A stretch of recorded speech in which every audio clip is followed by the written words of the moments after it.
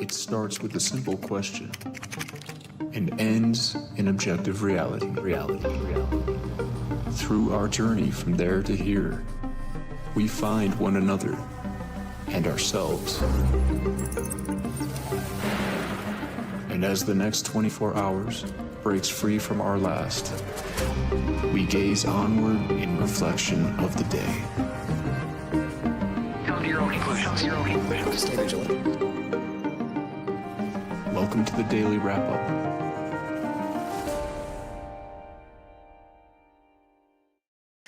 Sunday, November 9th, 2025. Thank you for joining me today. Some pretty interesting discussions, some interesting individual stories we're going to be covering today. That I definitely, most of which we've covered over the years. January 6th, for example, it's never stopped being an interesting story. Obviously the reality of the story for those outside of the partisanship is pretty clear, I would argue. Usually the partisanship sort of blocking one part of the story. You never really get in the full picture in the partisan team game, but definitely an important follow-up around the pipe bomb conversation, at least as according to Blaze's report and Thomas Massey kind of making it, getting attention within the discussion. You guys know this story. We've talked about it more than once, but it's interesting to see really on the way that I see this fitting into the conversation today is how the Donald Trump administration is handling it.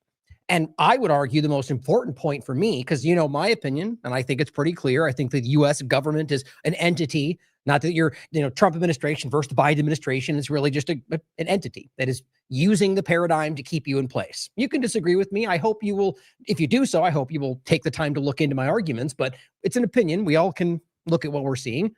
But I think why that's important is that with this Trump administration aspect and Kash Patel and the FBI and whether or not they're doing anything about it in this moment, because I think it's important to reach the conservatives that need to see, in my opinion, that they're not actually doing what they claim. But hopefully in the bigger picture, both left and right, people can recognize that we've been doing this for multiple administrations and it never seems to be different.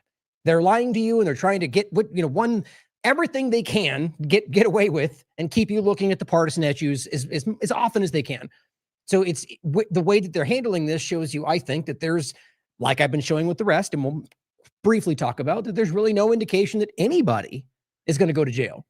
And I hope they do, on both sides, but we'll just got to start somewhere. And I certainly hope that they do. I just don't think that's what's going to happen.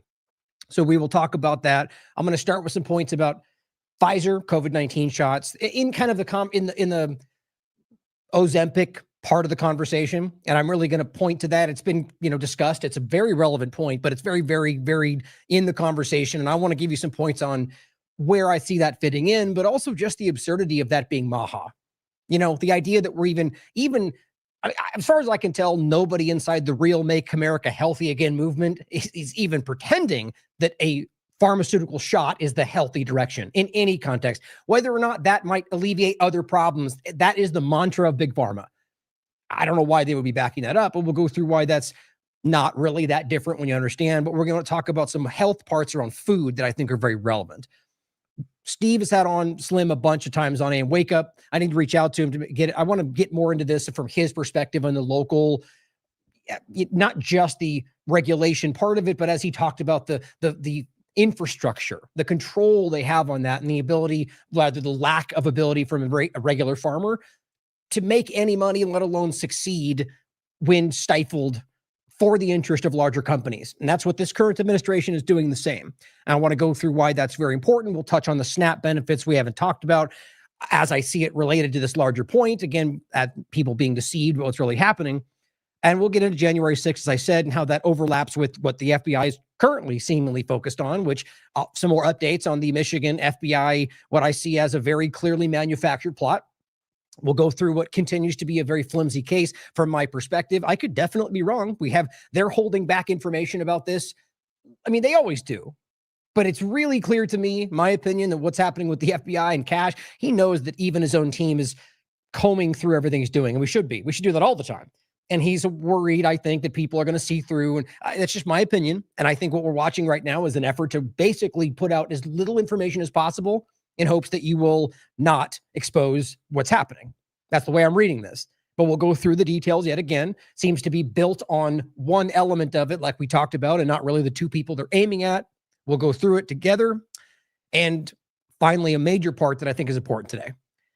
The two-party illusion. How long have we talked about this on this show? And I'm going to continue to, because I can, as I've said, I don't know, my entire career, the two-party illusion is the linchpin. It is the like, there's plenty of other things that keep people manipulated. But with that one thing, if we could remove that from the conversation, I think we would see a dramatic change very quickly. Now, that's not to say that there's not conservatives and liberals and whatever else you think you are. People have their ideas, and people who are either of their own mind can think those things, or because they're taken by the party, people can believe what they want. The point is, from the government's perspective, those don't really exist. And I mean, from the higher level controlling factions, there are people within Congress I don't even think are truly in the know, my opinion. My point is, they can believe those things too. But even they, at the end of the day, will ignore the division when it's in their interest to work together at the expense of you. Our own history shows you this. It's obvious as anything in the conversation. The point is, today, I, in my entire career doing this, have never seen the two-party illusion as vulnerable as it is right now. We'll go over the statements Candace Owen just said about Trump, and a lot of conservatives beginning to make this clear. Now, this is not just happening today. I have been pointing this out for a year, and I mean, like, for a lot longer than that. But I mean, the obvious. COVID-19, I thought it was clear then. Post-Trump's this current administration, you guys watch the show. I've been trying to call attention to the reality of the imploding two-party. They're losing control over the average American opinion. I don't know why that's not. I mean, I do think it's clear, just sort of like the every other conversation, Israel immigration. I also have the mind that most people see it. Most people are just not represented in the game that's being played today. The people online, it doesn't represent people anymore. The left-right paradigm does not represent most Americans. That's what I believe. And I think today, with Candace beginning to make these statements and where it's going, this is just starting to become mass adoption, or rather mass awareness of what has always been happening. Now, you could argue that's an effort to stifle, or sort of, like always, somebody can come out, jump ahead, and call the thing out in order to stifle it and stop it from happening. I don't trust any of these people. But at the end of the day, I point to what she's saying because I'm glad it's being said. And I hope that people can recognize this and not just fall for whatever trap comes next, if that's what's happening. Recognize what the two-party illusion does. Recognize what Trump is doing is really no different than what Biden was doing. It's a lot of narrative and a lot of continuation of the same agenda. And until we stop falling for that, we will never even be able to change anything else. That's the way I haven't been doing this, I don't know, 2 decades, really? At the end of the day, there are people out there, well, I guess maybe not in earnest, like I've been doing this my life, but let's say a decade in this show. There are people out there who have been doing this for 30 years, their entire lives, been similarly saying things the same way. The question is, why now? What's different and what's changing? I could go off for a long time about that, but I'm asking you to think about what that may be. Reflect in your life and look around yourself and think, what has changed? What's different in the world right now? I think you will be able to identify it pretty quickly. Let's start with a shout out to the recent show we just had that I really hope you'll take a time to watch. I've been enjoying these IMA panels the entire time. Really, proud to be part of it, and I'm glad we started it. But this one I really just enjoyed. I thought it was a really flowing, kind of just random, and we're just very casual with each other. Like you'll have a good laugh at the way we start. Good conversation. And this was about digital ID in general. And as I said, the linchpin of the technocratic control grid. Same point, but in regard to the technocratic change, the digital ID is without that one point, I don't believe they're capable of doing what they want to accomplish. That's not to say they won't find a workaround in the future. The point is, right now, without everyone adopting and accepting or allowing them to force you into digital ID, I don't believe they're capable of doing what they want to accomplish right now. So stand up. Recognize what this means. Recognize where this is going. Even if they have the best of intentions, it creates a world, by the way, that we're all fighting. Like we'll own nothing and be happy. And by the way, which is why I said that, let's overlap this with what Trump is talking about today, which we'll get to in the earlier segments here. 50-year mortgages and all, universal basic income. Okay, these are the same things. The exact same things. As Catherine Austin Fitts points out in a recent interview, Donald Trump is the most anti-capitalist president in history, in her opinion, putting out a lot of communist socialist efforts. I mean, the point is they're all building in this direction. But this show is entertaining and also very informative, and I think it's one of the main things that come through for me. We need to start defining individually, myself, all of us, where our lines are for this, right? What's the line? Not waiting until it's, you're being given a choice between your livelihood and your thing that day. Like, consider right now what that line may be. What am I willing to give up? Will I give my biometrics? Will I sign over my face print to join Twitter? What will you give up? And try to define those now. It's a personal thing. It's not meant for everyone else to criticize and judge. It's about you and our individual choices. I try to show you guys what I'm going through, whether Grok or anything else with this battle, But the point is we should individually try to find that line so we're ready for when that choice comes, because it's coming. Now, on some health overlapping points, well, this was just the first point that I want to include we're going to get into some different false information that we bring breaking down our entire career. This one is just a point that overlaps for everything. Didn't want you to miss it. We'll talk more about this in the next show. From The Guardian. Surge in anti-Semitism investigations at U.S. universities after October 7th attack, data shows, of course, meaning that it's, all of a sudden it just exploded in not that it was there, as this article shows, but that the investigation, the discussion, the reports went wild. And just to cut to the chase, please read the article. Zachary Foster points out only one of 102 anti-Semitism investigations at the U.S. universities over the past 2 years were unrelated to criticism of Israel. Meaning that if you really want to break it down, only one of those cases could be considered actual, I hate those people because they're Jewish. Maybe there's an overlap on the other 102. The point is that every other one of them were about Israel's doing bad things. Israel's breaking the law. Israel's committing a genocide. Israel's government X, Y, and Z. Read it for yourself. We are in a very dangerous moment where powerful entities, whether Zionist lobby, big pharma, whatever you want to discuss, I literally mean that in a broad sense, we are being sold out to the highest bidder in this country. This country is falling apart. The government is selling us out. It's been going on for a long time, but it feels like a fire sale right now to me. And this is just simply showing you that we are, as the people of this country, are being manipulated by whatever force decides to spend the most money or the most influence. And our media and our government seem to just let it happen. We were lied to, in case you missed the point, lied to about all the different Columbia protests and all the different stuff. They were manufacturing it, which we proved on the show many, many times. Just one more follow-up. We'll get into some same kind of points on COVID-19 right now. Now, in case you missed this, Dr. Mercola, peer-reviewed study finds COVID-19 vaccines, in quotes, because they're not vaccines, linked to 63 serious brain and spinal cord adverse events. This happens constantly. This is not 63 to now making 64. We're talking about a mountain of these. This is 63 new on top of everything else. Serious brain and spinal cord adverse events that they're linking to these shots. The same COVID shots that Donald Trump is still giving you. Despite all the claims, the lies, the narratives. Nope, there's your 2025, 2026 COVID-19 vaccine formulation from Pfizer and BioNTech Comirnaty. The Pfizer that Trump's making multiple deals with. Winning, hashtag winning. mRNA. Comirnaty, whole thing. So this is just to add to that, and this is about specifically the mRNA lipid nanoparticle spike protein. Now, the spike injections, exactly what they're doing with Stargate, exactly what they're doing at the self-amplifying shots, exactly what they're doing in general. That's the point. It blows me away that that's not the end all be all. It's over. They lied, which is kind of happening today, but just weirdly not in this conversation. I'm glad the Israel point seems to be in the breaking point, but this is horrendous. And they're still doing this. And you can read this for yourself. Here's the actual study.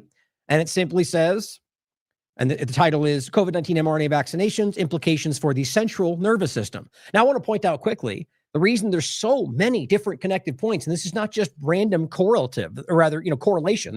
They're links to these overlaps like we've seen with myocarditis, that they also, by the way, we got kicked off YouTube for making that point. Funny how that's one of the most provable points in the conversation. And we're the one account they still won't let back on. How funny is that? It's because we're talking about a genetically modified, like a gene therapy dynamic. And so this is causing your body to freak out. So if you already have weird genetic issues or other things, this kind of thing could cause these things to go haywire or cause immunosuppressive or all sorts of crazy things. This is just continuing to show you this. And it says all safety signals reported are concerning and support an immediate global ban on COVID-19 vaccine program. Not just the one or the other, the whole damn thing. And guess who's doing that? Or rather, not doing that? Donald Trump. Which Biden was doing too. But in case you somehow think he's uniquely different than all this, it's just a bunch of narrative. Now, comparing the results to the influenza vaccine, which in of itself has problems. And by the way, you remember, we've got, not to get pulled into this conversation, there's so many ways to go in this. But the point, just to make it clear really quickly, is that the overlapping information was trying to grab it. This wouldn't let me highlight it earlier. Categorical produced a safety signal when compared to events after COVID-19 vaccinations to all vaccines combined. Just take a second and think about that. 39 events categorized. So compared to all other vaccines combined, this is just a dangerous thing. I don't need to convince you guys of this. The COVID-19 shots that are still being used are deadly. Here's another example of something we got lied to during COVID-19, which, by the way, the Trump administration are still actively using in all sorts of contexts. The PCR test, a calibration of nucleic acid by antibody test, PCR, in Germany. The course of SARS-CoV-2 infections estimated. Now, you know where this goes. We've talked about this ad nauseum. You know all this because we covered it endlessly. You have every reason to question everything you're told about vaccines, variants, vaccines, masks, and PCR tests, 2023. I'll give you a tag, just a general, for all the many different PCR-related content that we put out. I'll make sure to include the very important thing that should have changed the conversation from day one that the New York Times wrote in 2007 called Quick Faith and Quick Test Leads to Epidemic That Wasn't, literally showing you that PCR tests used exactly like they ended up doing it would lead to a fake epidemic. What do you know? I honestly think this was like, oh, okay, that's how we're going to use that. Look, it's not even, that's wild to think that's how simple this can be. Here's actually a show we did on it too. Now, that says that in Germany, a consortium of authority-accredited laboratories covered approximately 90% of all what they call SARS-CoV-2 PCR tests during COVID-19, specifically between 2020 and 2023. And they likewise conducted serological mass tests for antibodies regarding specifically COVID-19. Now, it says specifically, we show that scaling and shifting the cumulative sum of previous PCR positive fractions effectively reproduces the time course of the IgG positive fraction. The value of 0.14 found for the fitted, for the fitted scaling parameter means that only 14% of those who were tested PCR positively actually became infected with whatever they called SARS-CoV-2. This parameter fit further implies that 1/4 of the entire German population had already carried antibodies to what they say they needed because of these shots, or from these shots, which rarely made the case anyway, from natural infections in their blood at the turn of the year from 2020 to 2021. We showed you this from the beginning. The data showed that in the beginning of whatever they called COVID-19, that 2019 to 2020, most countries already had a huge portion of natural immunity because of other things, because it wasn't even what we were dealing with. This just continues to show you that at best, I think it was 10%. I'll read the conclusion as well. 10 to 14% were actually people that were maybe even, like, not that they ended up getting sick, but they were the ones that could be proven to have actually had something, or are able to get people infected. 14%, 10 to 14. Second, it says, well, the first part says, again, the principal finding from our analysis, only 14% and possibly even fewer, down to 10%, of individuals identified to have had SARS-CoV-2 via PCR were actually infected, meaning they didn't even have it, meaning the vast majority, over 75% of people didn't have anything and they were told they did. Or rather, at the very least, didn't have what they said was SARS-CoV-2. And it says, as evidenced by detectable antibodies. Second, and guys, we knew this in the middle of 2021, by the way, and we got shouted down by all the people. And during Trump's administration, during the second administration now, they're doing the same things. And Biden, it's not a left-right paradigm thing. Second, the proportion of the German population with the detectable immune response was already substantial by the end of 2020. That was the same point. They already had these things pre-existing from before. Maybe it was MERS, or maybe it wasn't even there. Maybe it's all a lie. The point is, at the end of the day, they didn't need what they said they did.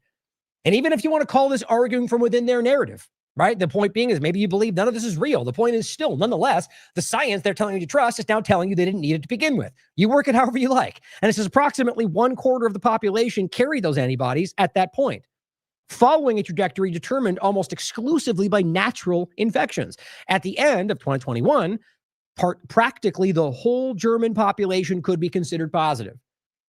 So meaning they almost everybody at that point, which by the way was the highest push for shots in 2021, and they all had what they claimed they needed to begin with. Again, maybe that's not even what they needed. That's not the point though. The point is what they said you needed, they already had. On top of that, over about 90%, give or take, of the people weren't even infected when they said they were anyway. And I think of all the grandmothers and families that suffered and got isolated, died, suffered because of any number of treatments. They weren't even sick. And that's also overlap that with the reality that the vast majority, 90%, gosh, I remember what that was now. I could probably grab, I don't want to take the time. It was, that won't come up. Oh, look at that. Oh, that's the wrong one. Nope. Oh, well, I'm not going to look for it now. But the point was, you guys remember the Initis group and their research that came out, and it's still the standing body of evidence that nobody's challenged, which is that this was less than the flu from day one. Over 90% of the population was at less risk than the flu from the very beginning. And it only got less concerning as they told you. We were lied to from day one. And this is plainly evident. You can prove this with the very science they tell you to trust, and yet we can't, as a society, like as a central mainstream, including the mainstream alternative media, actually acknowledge that. What you get from a lot of people in the mainstream alternative is a bunch of kind of weird half narratives, because now Trump seems to support the shot. They don't want to really dive into it too deep. This evidence-based and representative serological signal was disregarded, the study finds, peer-reviewed, in favor of relying on the weekly absolute number of positive PCR tests. And what did we say? What did Carrie Mullis say? That's not how nobody cared. Oh, you're a conspiracy, though. Are you a doctor? Are you a scientist? No. Turns out we were right, though. Not because we guessed, but because we were looking at the very facts that you were supposed to be looking at to begin with. It says unequivocally, the definition of incident yields a scientifically meaningless figure in the context of infection dynamics, as it depends entirely on the arbitrary or imposed number of PCR tests performed. Meaning right there, they could increase the amount of tests given and then use that very stat to say, look at how bad everything is, which is exactly what they did. Is it therefore, it is therefore not an objective indicator of epidemic, I can't even speak for some reason, read that right now, epidemiological reality, but an administratively imposed figure, more reflective of political will than scientific rigor. My God, where were these writers for scientific studies in the midst of all of this who are watering down all their findings to not get censored? Oh, well, that's why they did it. This is from Germany, which had a lot of pushback in this. The point is simple, guys. They lied to you. They lied to all of us, but we knew that already. You knew it on the show. The question is, will this get in front of the people that need to see it today? Probably largely Democrats. At the end of the day, people need to see this. Help people see it. Don't call anybody out. Don't call names that, people that might want to acknowledge the truth. Get it in front of them. Let them look at it. The point is that this was a manufactured illusion, just like the epidemic that wasn't, right? So exactly the way that this played out, it ultimately was used that way. I genuinely think that was a plan. Political will, giving more tests to manipulate everybody. Now, consider what's happening today. Right? Oh, and I'll include Arna Burkhart interview, Taylor Hudak, revealing the grave danger of mRNA vaccines. Had this interview been on like any other partisan platform, this would be, central viewing for literally everybody forever for COVID-19. And it still hopefully will be. The point is, if Tucker or Candace or anybody, even a fraction of their inside partisan side, had even pointed to this platform, this is easily the most important interview in the entire conversation. I would say that no matter where it came from, because of Arna Burkhart, because of Taylor Hudak. She put all the work into this. We simply funded it. The point is that she deserves all the credit for this, and it is outstanding and will change your mind. You should check it out if you haven't seen it. Now, let's not forget, again, with all that Donald Trump's administration is now still giving COVID-19 shots. And this is the new 2025 updated COVID-19 shot. I just don't know how that makes sense with what everyone says is happening right now. It doesn't, because they're lying. They're going off what the team says, not what the facts are, right?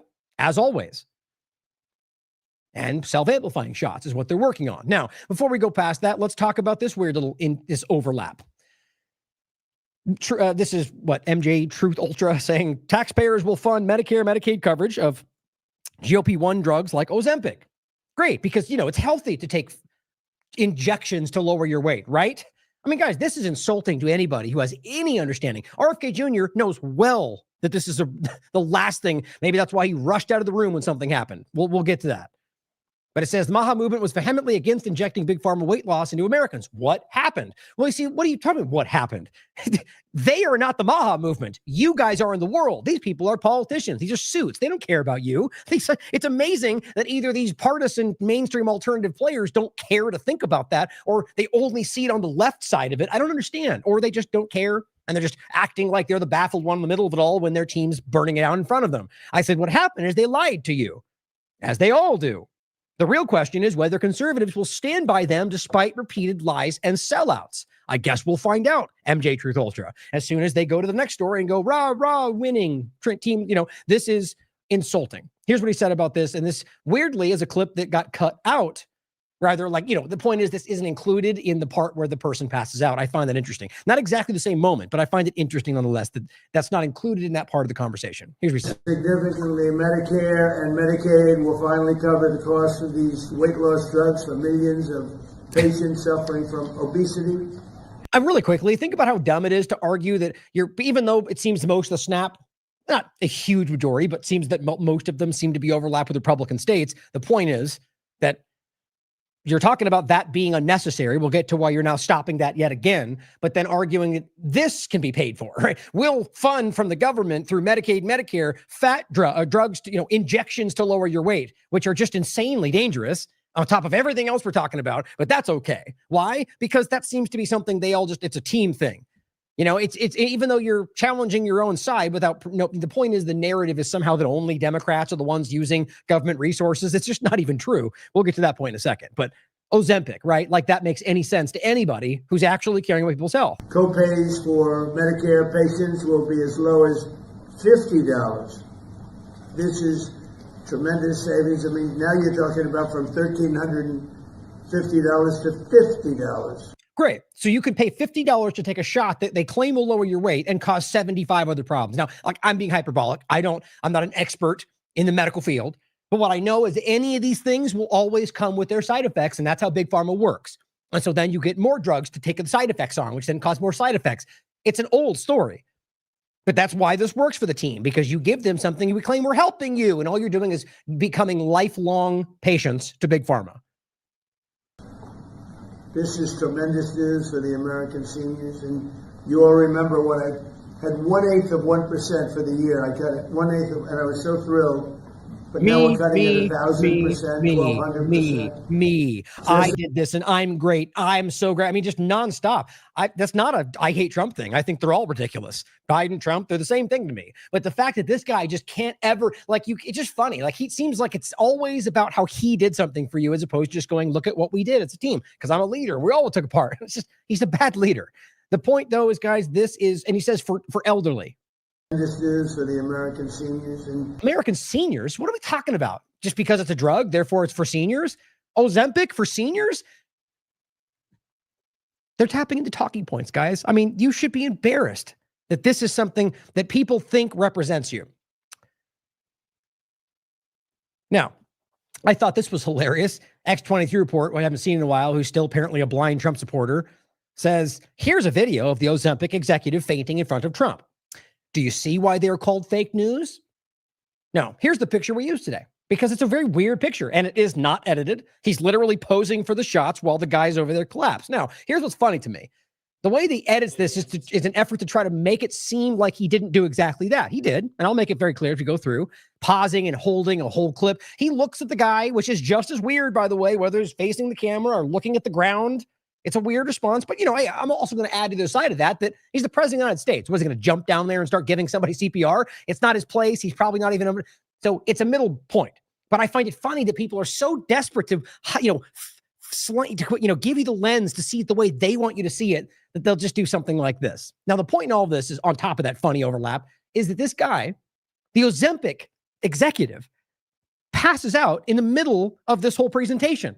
And RFK weirdly slinks from the room. Now, I don't know if that was connected. It's hard to know for sure, but it's weird. The timing is very weird because RFK and the health and Ozempic. I mean, RFK is not going to tell you this stuff is best for you before Trump's administration. He would have told you why this should never be taken. And here we are. It's weird, right? But on top of that, just the overlap of what about the COVID-19 shots? Are we just pretending like that's not an also possible thing? All these mainstream people could be collapsing from shots still, couldn't they? It's just funny how the timing just changes the way we view things. just worth considering. Here's the clip. Science and creating high-value jobs. But today are you okay? Gordon, you okay? Now remember, guys, that's not normal. Before COVID-19, that didn't happen. Like, it happened, right? There were occasions where people, but not like the amount of people on news broadcasts and playing sports in the middle of the White House press briefings, or, just, as well as I, now that we have, defibrillators every 30 feet in every school, like, it's clearly not normal. Something changed, and we all know that. It's just interesting to think about that in this context, and now maybe adding new things. My opinion has always been that it was never just one thing. It was never just the COVID shot. That was a catalyst, yes, and it did, I would argue, largely responsible for what that thing was. But we have been overwhelmed with things that have caused this, and I think synergistically hurt us in a very obvious way at one moment, peak moment. This is just possibly overlap, but who knows? Maybe he's taking Ozempic, and that's why he passed out. You can't know for sure. Everyone wants to assume. I find it interesting overlap. So Trump's standing there looking at him, right? You can see with his face, which, I don't know. I don't know. I feel like maybe something, a little more emotion, but yeah, I'm not going to judge. Who knows whether he's, they got it. They're doing their thing. But he's out.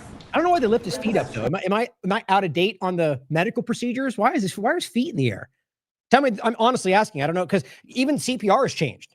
Before it used to be breathing and pumping, and now apparently it's just pumping. I mean, it's weird. So tell me, actually, on the side note, why they lifted his feet up?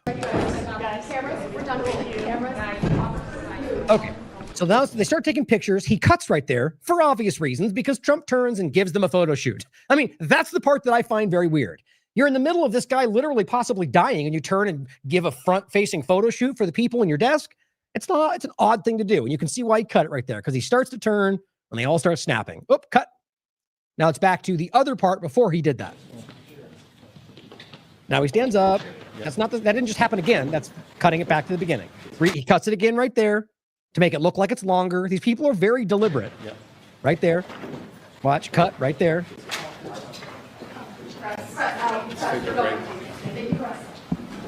Okay, and then he turns. Now you're in cameras. That's the part you just saw. It's about a 3-4 second thing. So he turns. And he starts taking pictures. Okay, so let me ask you something. Reflecting on this post, how is that even fake news?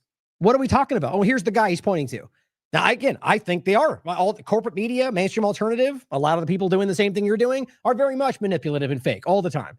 But this person says, who is Harry Sisson again? I forget. But he says, someone passed out in front of Donald Trump in the Oval Office, and this is how he reacted. A photo that perfectly encapsulates who he is via Andrew Hernick Getty. No, what am I missing?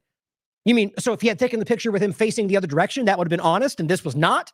See what I mean? Like, this is just desperate team sport politics. Both sides doing it, right? It's just pathetic. But this is what I just found that was interesting. That wouldn't have been brought up if we weren't talking about Ozempic and the overlap of all of it. But I just thought that was very telling. But the Ozempic part of all of it, guys, is clearly almost a slap in your face. It is insulting to anybody who actually believes in what they were selling to begin with. Thomas Massey says, just a reminder, both the Republican continuing resolution and the Democrat alternative will continue funding transgenic edible plant vaccines. See, when you just cut through all of the nonsense and get beyond all of the talking points and all of the back forth lying theater, you can cut through it like this. That should matter above a lot of things. Both sides are literally continuing to fund putting vaccinations inside of your food. That's not a secret. It's not a joke. It's not a conspiracy theory. In 2023, he says I unanimously passed an amendment defunding them. But at Uniparty, Mike Johnson discarded the underlying appropriation bill for the omnibus bill. Here we are. One team, guys, and they're all fighting against you. If you could just take a breath and recognize that these people are not fighting for what you want, unless what you want is Trump to win. Or like just claim he's winning, or whatever the side game it is you're playing. This is alarming to me. And as I said, so apparently Ozempic, Bill Gates' fake food, transgenic edible vaccines, and even now COVID shots, the new one he's putting out, are Maha, apparently. Or is that just what the blind followers are screaming with millions of followers on Twitter, right? Speak up, conservatives. Genuine, real, honest conservatives out there. Speak up. Show the nation that you are not what the two-party illusion pretends you are. I think that's a very important point for today. Left or right, I don't think they're represented properly. I think more people are seeing this than anything else. Aaron Day says Trump Maha are implementing, now in my mind, that means the administration, not the people, are implementing complete top-down technocratic medicine. Get out now while you can. Operation Stargate, Palantir Health, complete AI surveillance, including genetic information, health scores, rationing based on AI. I mean, these are very public points they're making, guys. It's not a joke, he says. We've been completely rugged. I completely agree. And that is sort of what's coming out today. He says, dump all health insurance, put your assets in medical trust, use medical tourism. That's all his points, his opinions. Take that for what you will. Here's what Trump said. I'm recommending to the Senate Republicans that the hundreds of billions of dollars currently being sent to money-sucking insurance companies in order to save, excuse me, the bad health care provided by Obamacare. Right, it's always Democrats bad, so just whatever I say next is what you should all agree with. He says, I think they're all bad. It says, be sent directly to the people so that they can purchase their own much better health care. Now, I don't disagree with the idea of a free, a dynamic where people can choose what they want. Obviously, that's liberty.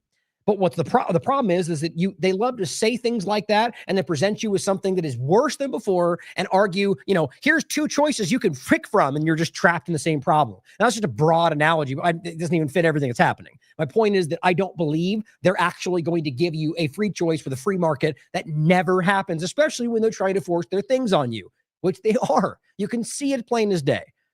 He says, in other words, take from the big bad insurance companies and give it to the people and terminate per dollar spent the worst healthcare anywhere in the world, Obamacare. Unrelated, we must still terminate the filibuster. that thing too.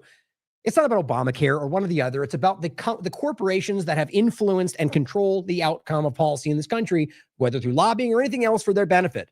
I mean, if you can't understand that Big Pharma and Pfizer and BlackRock and everything else that's like literally holding hands with Trump right now is exactly what he's pointing to, saying that we're going to stop, they're on the team. They're on the same team for what they're transitioning into. This is not going to be in your interest. I agree with Aaron, guys. This is going in the wrong direction, and we're being played. And on that note, to make this even more clear with transgenic vaccines, we just talked about this. Trump's admin, when saying they were ending them, is actually leaning into self-amplifying shots. Amplitude Therapeutics, Arcturus, making self-amplifying COVID-19, flu, bird flu, all sorts of things currently being worked on. They're already got the Comirnaty shot out from Pfizer. On top of that, under the guise of ending mRNA, and they also push the idea of RNA in food. If you read from this show, RFK Jr.'s post, it was very clear. We claimed we're stopping the COVID shot. They weren't even doing that, but they made clear that RNA, mRNA, and every other category was continuing. Food and transgenic vaccines is not in that category, meaning they are going forward. That's just one of many that they're continuing. There's lies everywhere. Every which way you turn, the Republican Trump supporting side is being played everywhere. I'm of the mind that most of them see it right now, especially with someone like Candace and Tucker starting to call these things out. Just sure wish we would have been able to see this before Trump got put in that place. Not to suggest that Kamala was the alternative, but recognize that both of them would have led us here, and maybe finally this country can have some actual change. Now, in regard to the overlap of SNAP and some funding and some health discussion from food, meat, kind of the overlap, all of this is about freedom. Freedom of choice, freedom of food, freedom of, being able to choose your path, whether you want raw milk or whether you want to buy from your local butcher. Right now, that's not the way the country works for a lot of reasons. Chad Prather says, NBC twists words saying Donald Trump and Walmart Thanksgiving meals cost less but come with less. And Trump shuts it down and drops the ultimate mic. I have to laugh at this. The same thing that Brian, what's the name? Haggerty and Nick Sword, all the same. They do this every time where somebody asks a question. And I laugh at the corporate media left and right. They're all children. They're all ridiculous. Doesn't mean everything they say is always false. She asks a question about something that I can prove to you is actually the case.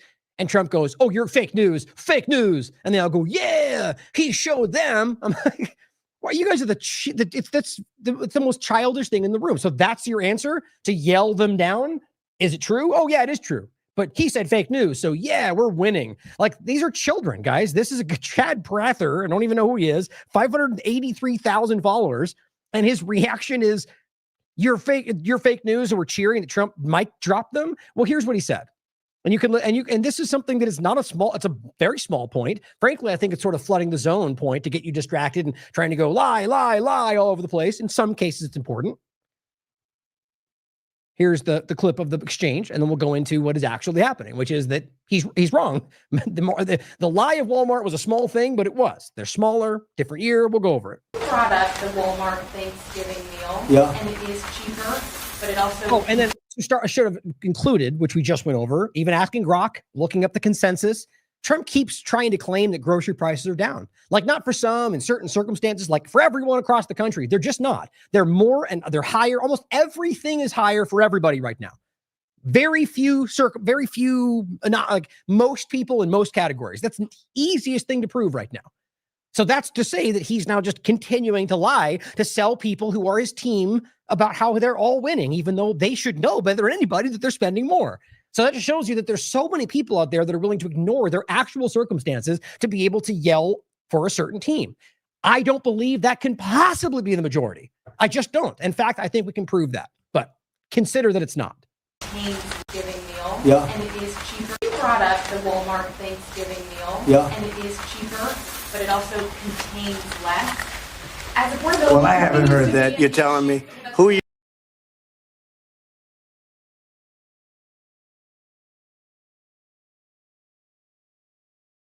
you with? Who you with? I'm NBC News.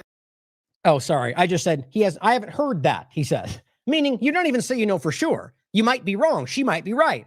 But your reaction is? Who you with? I'm NBC News, sir. Fake news. NBC. You're fake news. What a NBC's gone down the tubes along with most of the rest of them. Now, look, you could argue he's trolling just to make people laugh. But this point is the same. He's doing that, trolling. He's doing whatever you think he's doing, whether it's sincere, a joke, whatever, to ignore the point, which is that he's wrong. Simple as that. And that you're being misled about the reality of your financial circumstance, right? That should matter. But everyone loves to go, yeah, don't go on the Democrat. I shouldn't say everyone. The team sport mainstream alternative media at the expense of literally everything they claim you're fighting for, which is pretty damn embarrassing if you ask me. But this is just a graphic. You can look this up for yourself. Ask Grok, do whatever you want. It's very basic.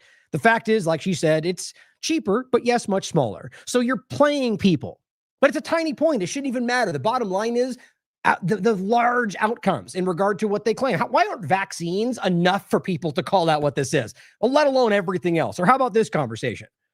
Judge orders Trump administration to fully fund SNAP. Now, this is just a quick overlap. Remember, the way that this starts, and it's still basically happening. I think Trump put out on True Social that the Democrats are like almost, what's the word he used? Something like terroristically, some very extreme word about how their Democrats are, keeping it shut down because they want what they, whatever. As always, guys, let's not be children. It takes both sides to keep a shutdown going. Either one of them could bow if they argue that they want the people to have what they want. Okay. So when they go, the Democrats won't bend, well, that means you won't either. Like it's so funny how childish adults can get when it comes to, I don't know, waiting in line at the I'm blanking on the word all of a sudden, at the, going to a amusement park, right? Waiting in line at the airport or talking about politics. There's two things that come to my mind. If you want to see adults act like the smallest, most immature children, go watch them get cut in line at an airport. It's insane. Even though you all have a seat that you're assigned, people are ridiculous. Kind of making a joke there. The point is, though, in politics, it's the same way. I watch grown men, grown women who are intelligent suddenly act like the dumbest person in the room because they have a political side. The point is that realistically, it's obvious that both sides play a part in keeping the government shut down. I shouldn't even have to say that. But then it got to the point to where they were arguing, they want to fund illegal immigrants. That wasn't true. There's elements of truth to the larger point, but what they were saying was false. And at the end of the day, they got to the point where they were standing this down. I'm good. Keep it shut forever. Makes me happy. Despite the fact that people will suffer in that. I understand that. I'm not saying I don't care about people who aren't getting what they may need. I just have the mind that in the long term, it's in everyone's best interest to not be reliant on the government. But I get it. I'm not going to say it's, there are people that are really suffering, people that have come to rely on that. And that's because the governments they want that situation, right? So it behooves you to try to work away from that. But here we are. And so now they're arguing that the Supreme Court had ruled that they had to. So he started to, or there was a ruling and then the Supreme Court ruled that he didn't have to. So here's the overarching point. It ends up where it comes down to his choice. Okay. So he's over here saying that you're not getting all this because the Democrats. Then there's an opening to do it. Then he gets the opportunity to not, and he steps in and doesn't. Simple as that, guys. So judge orders Trump to fully do so. Okay. Then they get a ruling. Trump administration tells states to undo full SNAP benefits because of the Supreme Court. Trump administration is telling states now not, as of today, to not pay full November food stamp benefits, revising its previous guidance after winning a temporary victory in the Supreme Court on Friday. Quote, to the extent states sent full SNAP payments files for November, after he just said this would happen, this was unauthorized, he says. Accordingly, states must immediately undo any steps taken to issue full SNAP benefits for November. That's what the memo states. I mean, that's just the bottom line is you first created the situation, both sides of it. Then you try to use it to go look at what they're causing because they want to do X, Y, and Z. Then it becomes a very clear reality that a huge portion of that are Republicans in Republican states. And so they try to walk it back and act like they're going to do it. Then they get the opportunity to do it. And then once they get the allowance to not, they shut it right back down. They don't care about you. I don't know why people can't see that by now. And this is, when they can, they try to make it out to be a bunch of Democrats sucking off the system. But as far as I can tell, that's not even the full picture. But these things are always very hard to define. Because again, to say Democrat versus Republican does not even represent the most of the country. But they push you into those categories because you're in that state and vice versa. The bottom line, guys, is they don't care about you in regard to people that are currently struggling. And they want to use your strife to make you mad at the other side. That's a perfect little microcosm of where we are in this country. Now, here is a memo from the U.S. Department of Agriculture. This is what it says. The memorandum is a follow-up to the guidance shared on October 10th. The bottom line, Supreme Court grants the U.S. Department of Agriculture an administrative stay of the orders issued by the District Court of Rhode Island. So that was the lower court that won, and the Supreme Court gave them at least a momentary stay. And it says, pending any explicit direction from to the contrary from the FNS, states must not transmit full benefits insurance files to EBT processors. I mean, why wouldn't you just, if your whole point is this is what's stopping people, why wouldn't you allow that when the court ruling was there? Why seek an avenue to not help American people? Because you understand, this doesn't then stop the shutdown. They can still have their little political game of maintaining the shutdown. They just didn't care because I think at the end of the day, this would alleviate the pressure. So as it says very clearly right here, I think this is where they pointed out. Oh, did I lose that? Anyway, just to cut to the chase, I forget. I think it's right here. I just didn't highlight it. The simple point to make is that they allowed this to continue because they need the snap the dynamic to be able to try to muscle it, what they want from the left-right paradigm, right? Within the teams, within the shutdown conversation, Democrats versus Republicans. Not necessarily that they, at the end of the day, are not all fighting for the same thing. They are working for their unique independent interests. And at this point, at least, let me put it this way, on top of all of that, maybe they're just saying this to make you think that the point is that they can use the SNAP benefits as a coercive tool to pressure the Democrats to get what they want, but while making sure you suffer, right? It's more important than them to use the SNAP benefits to manipulate the situation than to allow you to get what you need. As always, guys, they don't care about you. Now, on top of all of that, we have, and this is what Trump is saying about SNAP benefits. He says our country has to remain very liquid because problems, catastrophes, wars, it could be anything. We have to remain liquid. We can't give everything away. Well, as, what's this guy, Senator George Ruman Gallego, who I'm not familiar with, but the point is, left or right, it doesn't matter. It's the sentiment that says this would be a stronger argument if you hadn't just bailed out Argentina for $40 billion. Right? You can't act like now you need to make sure we're there when you're $40 billion. That, I mean, you know how much that could solve the problem right now in regard to this one point. No, but that went to a failing country because it's a Zionist country that's selling out to their highest bidder, like everywhere else you can see right now. So it's not about being liquid. It's about getting what you want from it. In this case, you're willing to sell out the country to benefit a Zionist interest in Argentina. But Attorney General Pam Bondi, after Donald Trump points this out, says, our investigation is underway. My antitrust division has taken the lead in the partnership of our friends with USDA and Secretary Brooke Rollins. He says, I've asked the DOJ to immediately begin an investigation into the meat packing companies who are driving up the price of our beef through illicit collusion, price fixing, and price manipulation. As far as I can tell, that's not even what the meat industry thinks.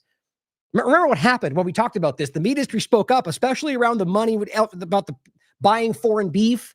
And they said, and on top of the fact that they can't sell, their prices are too, and Trump chastised them and said, your prices are good because of me, basically shut them down.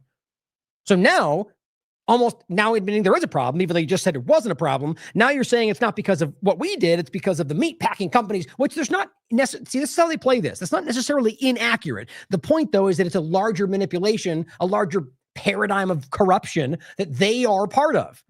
But it says, we will always protect our American ranchers, and they are being blamed for what is being done to the majority foreign-owned meat packers who artificially inflate prices and jeopardize the security of our nation. You know, you could easily get around this.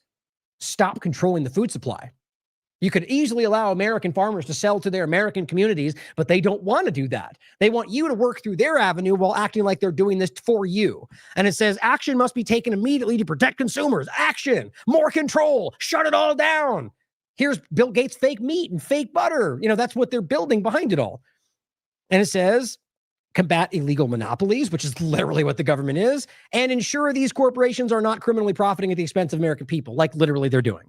I'm asking for the DOJ to act expeditiously. So you're now conducting, like, it's funny how Trump at the executive branch through Truth Social seems to be conducting investigations through DOJ.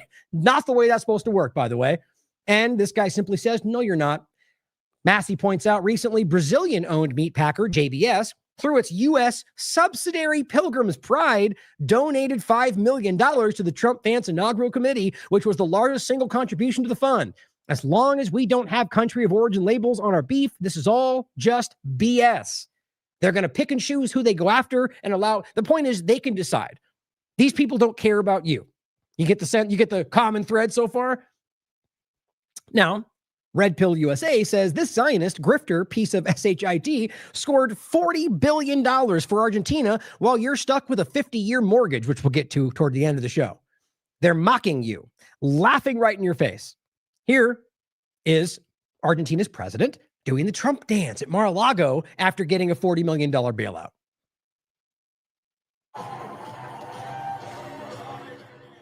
At CPAC. Because that's all that matters, right? He does the Trump thing. Oh, we're all Trump supporters. This is all it takes, apparently. Same as the left, same as the right. Partisans. Apparently, it's all about buzzwords and talking points. Here is an example of the country being sold out. And by the way, they're not. We need to do a focus on Argentina at some point. It's just wild to me how clearly this is corruption. So here's what this comes to. Homesteading for Sovereignty put this out. And I think it's a clip they clipped out of a documentary, which I will try to find myself. And I think this is the guy's account. So you can follow him. I should include that. I followed him after I saw this. Joel Salatin, owner of Polyface Farms, does a really good, it makes an important point right here. So my first point, the first thing is he's homesteading for sovereignty says it shouldn't be illegal for me to sell my neighbor a pork chop or a pound of ground beef from an animal born, raised, and processed on my farm or their farm. I will not comply. He says food is fundamental to life and government shouldn't be involved in a food transaction between neighbors. But they are. Trump administration, Biden administration, and everyone before it, guys. And it's only getting worse. More increase. Remember all the, World Economic Forum overlaps? Well, they're not pointing to that anymore, but they're doing the exact same things. Controlling the food supply, shutting down local farms. I mean, it's exactly what we're talking about. You're just not hearing it from all the mainstream alternative media that were highlighting it during the left control structure part of it. When now it's Trump doing it, they just don't point to it. The Democrats aren't even pointing to it as much in the first place, so they just stop pointing to it. Here he's basically calling to Trump in hopes that he will listen and do something positive. I hope so. My current policy rant, and it's getting some traction. I'm not reluctant to let it go very public that I am seeking a 30-minute pitch platform with Trump. There it is. Everybody knows. And there are some people in very high places that are agitating for that. For what? Very specific. A food emancipation proclamation. What does that mean? What that means is if you and I, as consenting adults, want to exercise freedom of choice to give our microbiome provenance agency, these are all phrases, right? We should be able to engage in a food transaction without asking the government's permission. Period. Across the board. I don't care whether it's raw milk, homemade charcuterie, cheese, butter, tomato soup, bone broth, whatever it may be. Neighbor to neighbor food transactional commerce should be able to happen without a bureaucrat involved. It's amazing that's even contentious. Well, what happens if I get sick? Well, then you deal with your problem, right? You're a self-responsible person, right? How do you know that's where it came from? The point is that you can choose to go buy whatever you want. You can choose to drink water out of the gutter. It's up to you. You get sick, that's your choice. That's your responsibility. The world in which we live, where we suddenly argue that the government's got to step in every time I stub my toe, is exactly the problem. And people develop this need to always blame somebody when everything goes wrong in front of them, right? You trip and fall over something. Why isn't there a rail right here? You're the one that tripped and fell. It's just very frustrating that we have to live in this sort of nanny state, maternalism, because of people who are over-reliant on the system. And so at the end of the day, what he's talking about here is freedom. It's liberty, guys. It's food freedom. Now, I'm of the mind that it shouldn't be just neighbor to neighbor. I should be able to go buy from anyone I want, wherever I want, if I'm willing to exchange. It's free exchange between free human beings, peer-to-peer exchange. We don't need taxes between us. We don't need to include the government when I'm buying meat from your farm. That is what they want. That's what they need. Not just for money, guys, because they need to control. I mean, look, if we really want to get into where this is going, whether we're talking about the, pharmaceutical overlap, the surveillance overlap, the sort of technological developments, it gets so much darker. The truth is you can prove all of this, but just make it as simple as control over your life and what you consume and what gets to grow and what gets to succeed. Governments are involved in all of it. So I simply said on this case, if you think for 1 second that the U.S. government, any side of it, Trump's administration, Biden, anybody else, will allow that, what he just said, then you simply do not understand their goal to control your life. Only a few in Congress will even discuss this topic in earnest, and none of them are in the current administration or the last one. Surprise, surprise. Very, very clear. Now, here is Bacon and Bits pointing out what Beef Initiative said. This is Slim that we've talked about before on AM Wake Up before. He simply says, hey, Zohan Ramdani, since you hate Trump so much, why don't you reestablish the meatpacking district as a hub for local beef? That'll show him. You see, I don't think that'll happen. You see, because these people, when it comes down to government control, don't want your true freedom in this kind of dynamic. They don't want, this is, whether it's about controlling the food supply, whether it's about controlling commerce in that regard, or any number of overlapping points about health, government wants to be involved in these things. But see, what he's saying is, look, you don't like what Trump is doing, then give people freedom in this regard. But you see, he doesn't want that, in my opinion. Because like I said before, Mamdani, despite what I see right now as being a correct stance on Israel, which I'm skeptical for a lot of reasons, whether that's just hype, but I'll support what he says if I think it's right in regard to Israel. But my point is, he wants more government, like they all do. They want, despite Trump and Elon yelling lies to you, the government's much, much bigger than it was before. They all do that.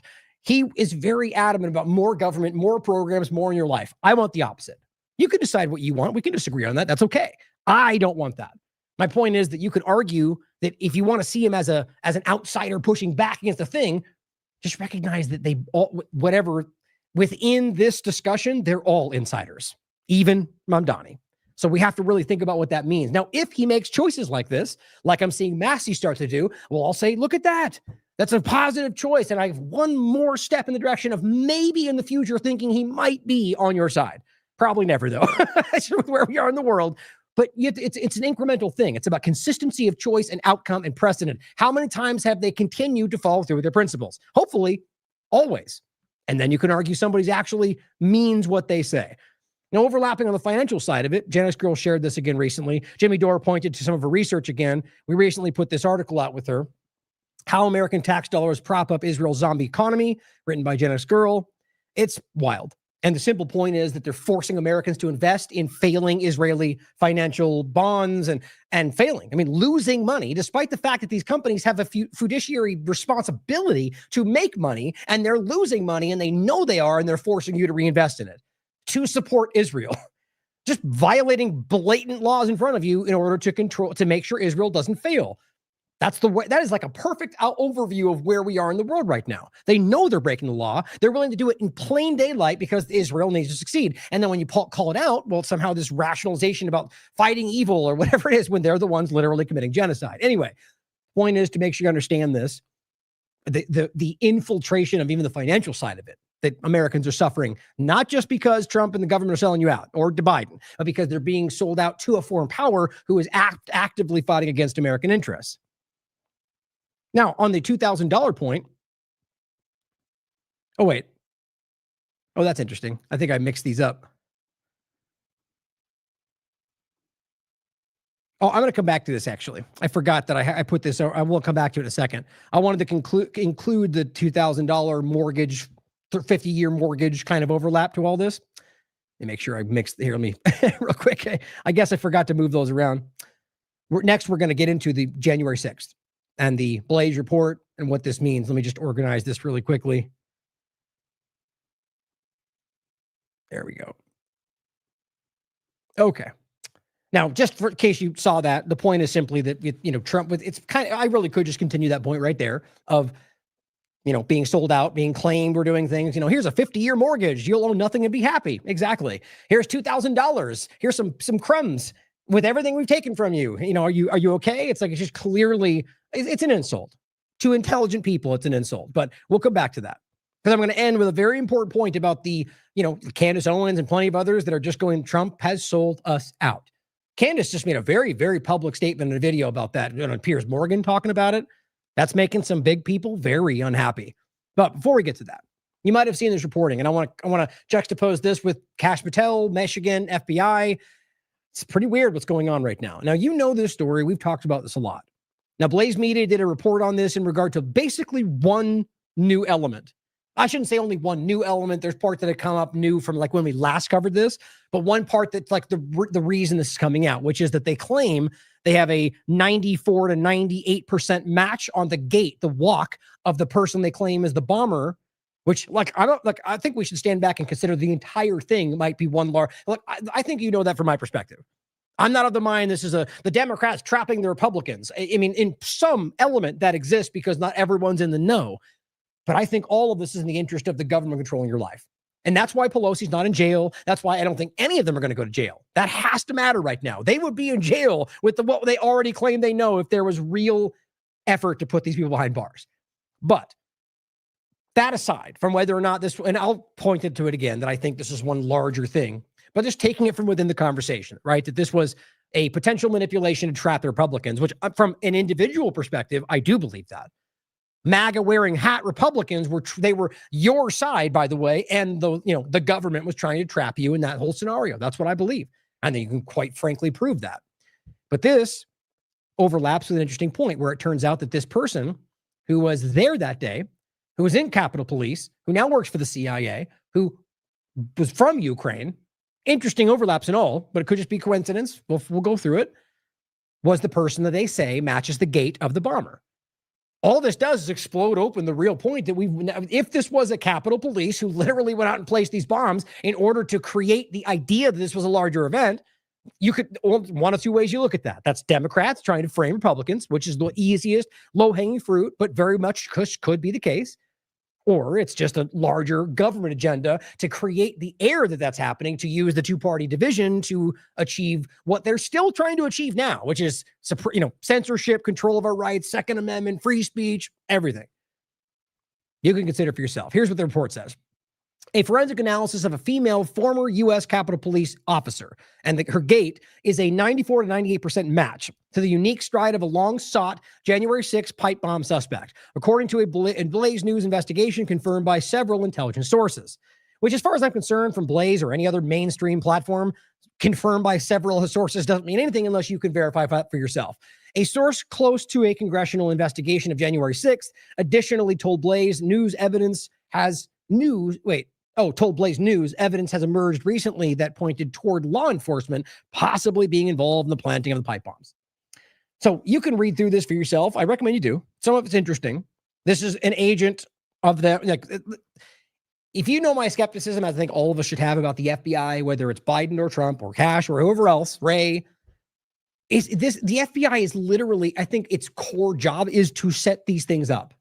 And so here we are where we have another agent who's saying, Kirchhoff, who was a Capitol Police officer for 4.5 years. I'm sorry, this wasn't the agent part. So this is another officer who was involved with this. They get into the FBI and the Capitol and the Secret Service, by the way, who all of which feel that this was sort of a setup. It says, who was a Capitol Police officer, he says, left the department in mid-2021 for a security detail at the CIA. Oh, I'm sorry. I already just had that. I just didn't jump down far enough. The point was that this person, sorry, I'm being confusing. The woman you're looking at for the podcast, the woman they claim is the potential pipe bomber, her name was Kirchhoff, and left the Capitol Police after this to go work for the CIA. I find that just almost too much. But then it goes on to say the residents appeared to be under the watch of law enforcement officers on Friday night. Blaze News editor-in-chief Christopher Bedford was pulled over by a police officer after stopping to observe the home. He was then allowed to leave. So something's going on around this right now in the watching of the house. It says the FBI, which failed to solve the case in nearly 5 years of investigation, but indicated that it was closing in after Blaze News brought its investigation to intelligence sources. So basically, Blaze News is the one finding out and informing the FBI. It seems like a weird thing to happen. And it says, they were feet from the Falls Church address of the pipe bomb suspect days after January 6th. There's just this weird overlap. I don't know how we take A's at face value. Whether it's a Capitol Police member or a former or an FBI or a Secret Service, they're all people that are literally tapped into the structure who are now telling you retroactively parts of the story. Now, consider them. Always question everything, consider all possibilities. But I'm very skeptical about the point of, it's always about trying to use the current momentum. But it says the former FBI special agent Kyle Seraphin realized Friday that he was doing surveillance next door to the woman now suspected of being a January 6th pipe bomber. What a coincidence. So you're doing a totally separate thing. This Blaze News comes out and they go, oh my God, she's right there next door. Seems weird. It says the FBI put us one door away from the pipe bomber within days of January 6th, and we were deliberately pulled out of pulled for no logical or logically investigative reason. And everything about this that tells me that they were involved in a cover-up. So again, see that kind of a statement. Well, I mean, that could indicate that surely, but that wouldn't mean you then automatically assume it's a grand cover-up. I mean, I do think there's a lot of that happening. Feels, like you're driving what you want to tell people. The forensic study arranged by Blaze revealed that Kirchhoff is up to 98% match of the gate of the pipe bomber. Now, it's interesting to find out what that overlap would be. Is it possible other people can have similar gates? It is a pretty specific thing if you look into it. But the findings were confirmed by several current intelligence sources who viewed the study results. I guess. When Jones goes, my big sources, who knows? Maybe they're not even there. I just don't trust any of these people when they point to something you can't verify. And also because they're very partisan and very subjective when it comes to that kind of a game. Anyway, you can read through all of this. The point is it comes down to them saying that they, were investigating this. They were shut down.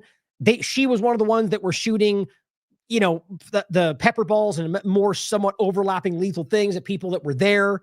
There's the overlap of the person. And here's the image of the pipe bomb. They claim was reduced in quality, so it was harder to see. I mean, guys, these things that happen every time. I've seen 3 examples of just in the Trump administration, this second one, multiple times where they've released information like Kash Patel and been caught for it. Yeah, so I mean, the only last point I think was, it says 13 months before taking office as FBI director, Kash Patel seemed to raise the possibility that the pipe bombs were fakes. And by the way, you take a look at these things. That was one of the leading ideas. These things look ridiculous to me. Now, these can very well be real, but a kitchen timer, people made fun of this when this looks like duct tape wires and a timer. So certainly could be real. Now seems to be what they're arguing, but it's kind of a weird change from what was there before. Now, he said they were fake before, like he said that the Epstein files were going to come out. But he says, if the allegations about the bomber aren't true, Patel says, on the Benny Johnson show, where all the big important news comes out, he says, or there was some government ruse or some FBI rogue source or whatever. I don't know because I don't have the case files. Then there's another corruption scandal on and around the election time narrative. Okay, so now you've had the case files since January, or, that a little bit after that. Nothing's happened. So this arguably was they were already aware of most of this other than, I guess, the gate analysis, but they've now given it to them. How long do they know this? How long has this been up in the air? Apparently, this has been going on for a month. So Other than, please read through this for more of the nuanced subjective points. For me, the forensic match is the gait of the way they were walking, which I argue is somewhat subjective at the end of the day, but it is, there is a science behind it.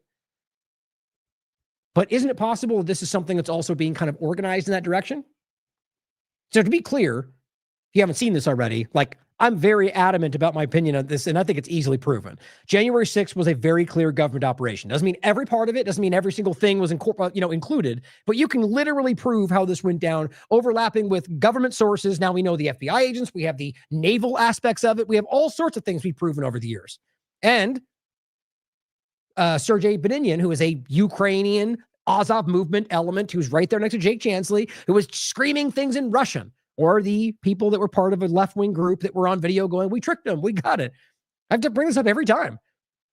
So the point is, don't think for a second that I'm arguing this is not necessarily a larger thing. My point is to wonder why now, and in this very overlap, if this does turn out to be something more, the interesting connection, as Emily's pointing out, to the very people we're talking about. Right? So this person says her family's from Ukraine, that she works for the CIA, or at least she did. Tells you everything you need to know. That's the alleged January 6th pipe bomber firing at the beginning of the Capitol Police response to the Peace Memorial gate breach. And Ukraine has an interest in seeing Biden take the White House, this person writes, which, that's a partisan perspective for sure. But I think it's interesting to recognize all the people that were involved. And on top of that, that to this very day, these things don't get discussed by left or right. Truly. Now, Thomas Massey seems to feel there's something to this. He says, this is the biggest scandal of my lifetime. Steve Baker did what an $11 billion agency, the FBI, could not do. Or worse yet, covered up. He identified the January 6th pipe bomber, and she wasn't working alone. Now, I'm not going to say we know that for a fact. I haven't personally gone through and vetted the gate analysis that they've conducted, and now asking the government who lies to you like they're breathing. I'm going to need a hell of a lot more to make this case, but it seems to point in the right direction to me. And overall, it's the idea that I think comes out of this, that why hasn't the FBI done this, whether before or Kash Patel? I mean, really take a second to think about if this, because the bigger picture we're going to get into is whether it's Pelosi or Bill Gates or Klaus Schwab or any of it. No one has gone to jail. No one. So why would this be any different? And so here's Steve Baker from The Blaze, who breaks this down. You can read it for yourself. Thomas Massey then says again later in the day, or the next day, America's waking up today to learn that Capitol Police turned CIA orchestrated, the pipe bombs on January 6th, and the FBI has covered up for 4 years. That's into Kash Patel, mind you. He says, I questioned FBI Director Wray, ATF Director Diddlebach, and FBI Assistant Director under oath, and they all played dumb. Oh, and let's not forget this. It's just that he tagged Kash Patel in this, right? And says Kash Patel needs to make a statement tomorrow when this breaks. He did not. This is on the 7th. It's the 9th. And he hasn't even addressed this yet, as far as I can tell. Not that he has to respond, but it's a big deal. And it seems to be something his own team very much wants to know more about, and it seems he's doing nothing about it. This says their own article admits the FBI was complicit from day one. So why on earth would they not release everything now instead of giving the FBI time to bury the truth? Right. I'll review all the evidence with an open mind, but this stinks of corruption from the start. Now, the question is whether or not, what's happening right now with the current Trump administration FBI? Because what the investigation seems to show is that they have had this the entire time. Not the gate overlap, but all the information. By the way, again, we already know that there was more to this story. And it says Steve Baker is an honest man, Thomas Massey writes, though through and through. I'm not going to say I agree with that. I'm not even saying, I'm not going to state that I think someone is absolutely honest. I don't know that. I'm not sure I'm that familiar with Steve Baker from The Blaze. He says the question is, why didn't Kash Patel uncover this, and why did he try to prevent its release? I agree with that. I guess we'll find out. This is just humorous to me. This is a Republican side supporting platform, 311,000 followers. And it says, if the FBI can't, quote, find the January 6th pipe bomber because it was busy covering it up, does that mean the FBI can't find Charlie Kirk's real killer either? They've lost their support, guys. He says, I don't care who hears it, but I trust Kash Patel no more than I trusted Christopher Wray. Zero trust. See, this is what an honest person, I'm not going to say that I can prove Red Pill USA is honest, but my point is, in a general sense, an honest person will be able to say, I support Trump, but I don't support his choice right there. I support Trump, but I don't support Kash Patel. But see, you get the Cat Turds and the Benny Johnsons or Nick Sorters that will scream down your throat about how you're not MAGA because you don't choose the side. And it says the entire FBI needs to be splintered into 1,000 pieces and scattered into the winds. I agree. Thomas Massey says, unbelievable. Former FBI in charge of January 6th investigation tells me phone data that could have been used to identify the person who placed the bomb on January 5th was, quote, corrupted. Thank you, Darren Beatty, excuse me, whose groundbreaking reporting and help was used to formulate my questions. Now, this is a clip from 2023 of Thomas Massey talking about this on Fox News. Funny to think about as well, what Fox News, the kind of questions they're asking now. And my point, if this was the other way around, you think Ingram would be asking questions that probe into what the Trump administration was doing? I just think it's always funny to consider that. It could. Oh, that's right. I got to come back to that. I got to turn now to January 6th because we still have no idea who placed that pipe bomb, the pipe bombs near the DNC and RNC headquarters the night before. And today you sent a letter to the FBI director, Wray. Well, what's in that letter, and what do you expect to hear from him at this point? Well, Jim Jordan and I had a chance to interview the guy who was in charge of the D.C. field office, who was in charge of finding out who this pipe bomber was. And it turns out we're 900 days later. They don't have a suspect. And I think one of the biggest things that I learned in this interview with him was that the phone data was corrupted. So first and foremost, guys, right, is that right there you understand that this information, there was more to this. So you have to acknowledge, if you're looking at the full picture, that the Biden administration chose to not pursue this lead. Now, why would that be? Now, it could mean that's because this was a Capitol Police member they were working with and later joined the CIA, or it could be something else. We shouldn't assume just because that connects that that's the answer. But it's very interesting how that lines up, right? And so now there's more coming out. And here's even Thomas Massey saying back then that they had this information, 2023. So it's not just Trump. Not just Biden, guys. It's the U.S. government and their willingness to lie to you for their own interests. I asked him, I said, so, we saw on the video the suspect the night before who you think planted the bomb. We saw them use a phone a few times. How did you use the phone data? And he said, basically, well, you're not going to believe this. He even used the word conspiracy theory. He didn't want to tell us because he thought it would fuel more conspiracy theories, that they went to the phone providers and the data was corrupted. This is like Epstein's camera was not working right in the cell, Keystone right? Cops or something. Now we have the ability, as we saw in January 6th when they were looking over people's bank records, geo-fencing them, tracking them with their cell phone tracking technology, and no suspects? So it's all because... Don't miss the Ingram point, right? Well, we used it all then. Let's use it now, right? So you criticize that against Republicans, right? Didn't the Democrats use all their invasive surveillance tactics to track it down, just like they're using right now against every American claiming they're looking for immigrants? And the point was, why can't we use that? With the implication being it's a Democrat thing we're going after now. So as always, guys, people trapped in the partisanship are willing to do the bad thing to the other side when it suits their interests. And back and forth, you put them together, and guess what? Now every side supports the problem. As long as it's being done against the bad guys, which is the other side, and it's always the other side. I mean, it's just such a simple, basic reality that always comes to pass, whether it's, COVID-19 or anything else, right? They come together and achieve the end while pointing at each other. That technology was not working properly, and we have cameras in every inch of Capitol Hill, every single inch.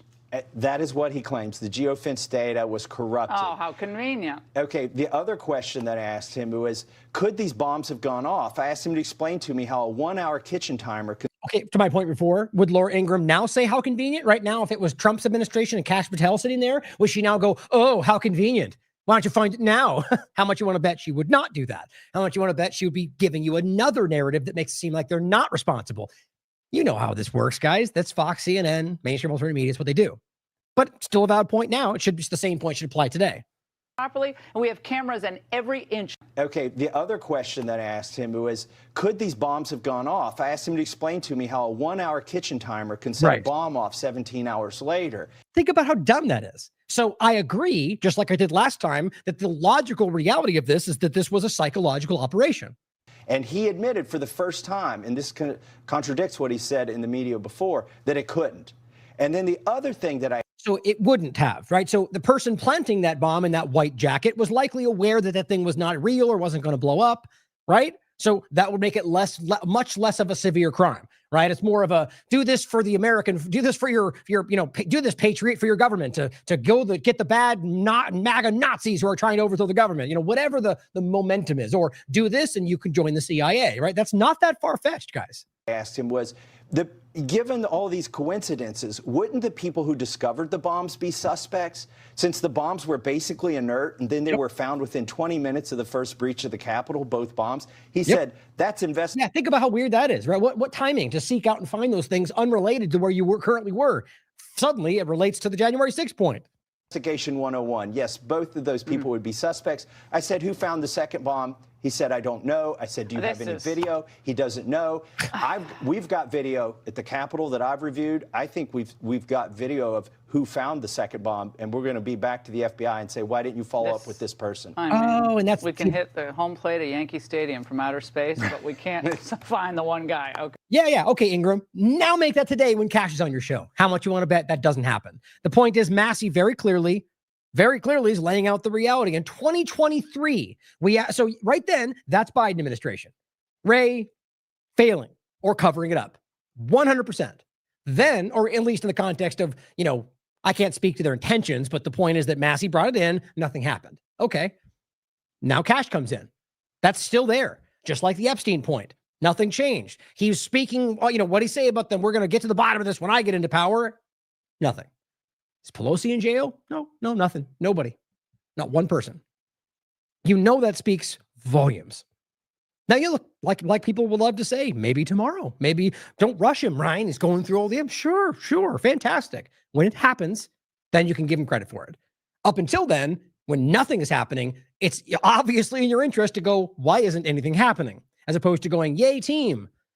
Well, here is an example of people who are calling this out from all different angles, but this is by the way, funny, showing a little clip of Lindsey Graham walking by and fist bumping Kamala Harris, which is perfect. But the point is, you want your blood to boil? He writes, Lindsey Graham told Capitol Police, you've got guns, use them. Michael Byrd then shot and killed Ashley Babbitt. Hours later, Graham stood before Congress and said, enough is enough, count me out.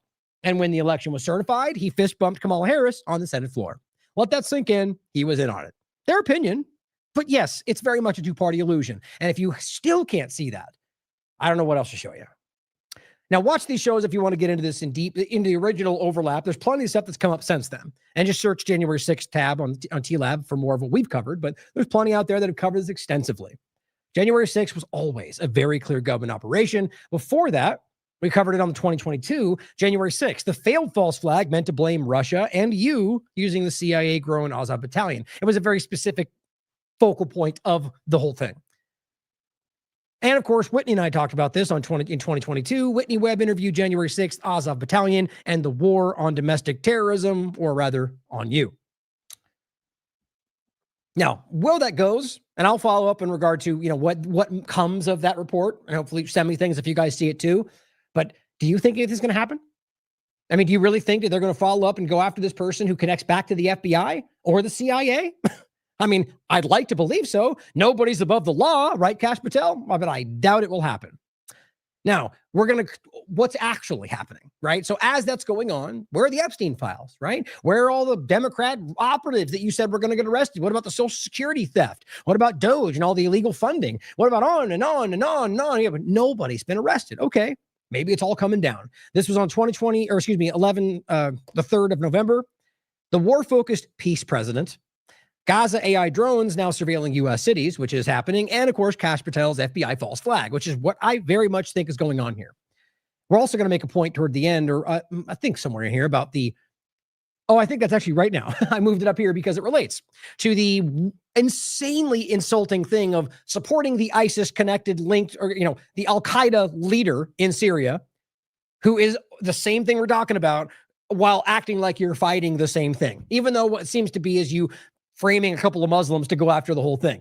My opinion, because again, they've yet to lead. I mean, I really want to see this actual, the conversation. I want to see the chats that they claim add up to them going wink, wink. We're going to basically going pumpkin and good deeds and, training with guns. I mean, that means terrorism. It's wild to see what they claim means something. We'll go through right now. To me, without seeing more of this, it's very suspicious where they're at. But as I said, maybe if they produce a whole lot more evidence, I'll be the first to say, yeah, it looks like that adds up. At the moment, with their track record and what they're currently doing, it does not feel right. So here is one of the follow-ups. All right, this was on the 6th. I just thought this image was funny. It's crazy. People left and right are kind of calling this guy out. But he says, update on the alleged foiled terrorist attack. There's now been 6 people that have been arrested.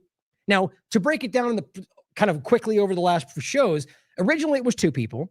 Or I think it was 2 or 3. 2 originally were the main focus in Dearborn, Michigan. Now, they've arrested more after that in different places, some in New Jersey. They're trying to make this, we're going to get into it now. They're claiming it's an ISIS network through all these places based on, almost entirely subjective information. Again, at least what they're showing so far. But in the beginning, the 2 people in Dearborn, I think, were the focal point. And everything comes back to the fact that they are, just because they have guns and they had something they were going to do on Halloween, referencing Pumpkin Day, that therefore that means they were planning an ISIS attack because they claim there are links to ISIS groups that they've yet to prove. And on top of that they claim that because of all these things we know are happening, that's why these words are all dangerous. That's why having the gun is terrorism, because he's linked to this thing we can't prove right now. And so overall, what it seems like to me, like with Dallas, if you remember, you had 2 guys, which, by the way, I forgot to look into that. Damn, I was going to overlap it today. I don't want to break off now. But let me know in the chat what's going on with the Dallas shooting with the FBI, right? The reality, or rather, it was the ICE location. What's important is that the 2 people they claim were the ones that they're charging it with support the same way they're doing now, arguably had nothing to do with this that they can prove. There was one guy who very well could be a CIA agent for all we know, a Mossad agent or anything else, who simply was the one that shot and took off. And they claim that these 2 helped him. Now, right now, they're going, we didn't have anything to do with that. And the evidence doesn't even suggest they're connected. This could be overall, it's up in the air like this one is, and I've yet to see it flesh out. Let me know if there's any update in the chat, if you guys see anything. But so that very well could be that they all planned it together, right? They could all 3 plan this and they just got caught. Very much a possibility. But with everything else we keep seeing, or some of these largest assassination stories of the past, it turns out to be somebody who carries it out and somebody who gets blamed for it. And it's very easy to see how this works. They've done this. The FBI has a track record of literally manufacturing events. The New York Times has covered it. So my point is, coming to now, we got 6 different people. There seems to be one main guy that seems to be the focal point of the one connected to ISIS. Now, if you can't prove that guy is actually connected to these first 2 guys in Michigan, just that he was in a chat room and they were talking about things, this seems to be manufactured. And their lawyers, the one saying that there's literally nothing to go on with this. But a lawyer would say that if he's defending his people. But he says now on the 6th that they have an update on the alleged foiled terrorist attack. They've got 6 people connected to the case. He says this time out of Washington State. Washington. So New Jersey, Washington, and Michigan. Because this was another individual allegedly providing material support inspired by ISIS. I mean, the idea that you have ISIS inspired, what? It just feels flimsy on its face. What are we talking about? A group that literally, by the way, is a created, operated, owned, manipulated, funded, armed by all the elements we're talking about. That's not every single faction, and who knows whether they even lost control today. But the reality of it, from Corbett's work, from Ben Swan, from the documentaries, from the source material, they are the ones arming, moving, and working with these groups. Israel more than anybody, it seems. So the idea that you're saying so inspired by a U.S. intelligence, Israel intelligence operative asset, well, that's interesting to think about. But on top of that, we're saying that they were looking at that propaganda and going, I want to just randomly go kill people? It just feels empty. Maybe they were watching propaganda. Maybe they were hopped up on antidepressants and didn't know any better. That doesn't then make it okay. But it's not as simple as just they were radicalized by evil ideas. What does that amount to? Well, you need to control ideas. Always. Partners continue to do an outstanding job. That's what he says. So he retweeted this. This is from the 3rd. And it's just it's out there right now. His whole account is all about pointing back to this story.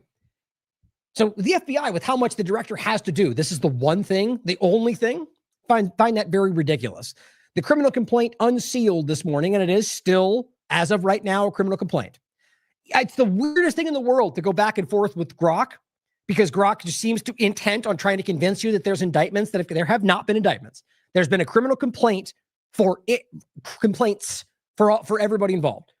There is no indictments. There's no pleas. This has not gone to court yet because there's no indictments yet, which means it might not go anywhere. Now, criminal complaints are just allegations. Same with indictments, by the way, but indictments have a different level.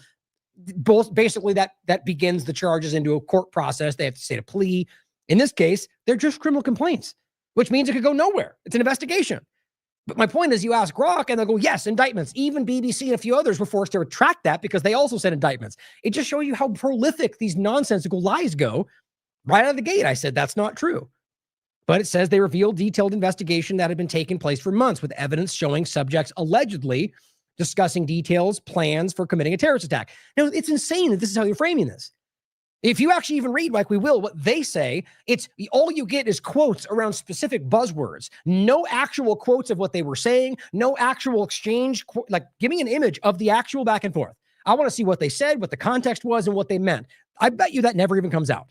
Because if all you want to say is these people had guns and here they reference pumpkin, that's how we know it was a terrorist attack, which is basically what you're getting, that doesn't mean anything to me.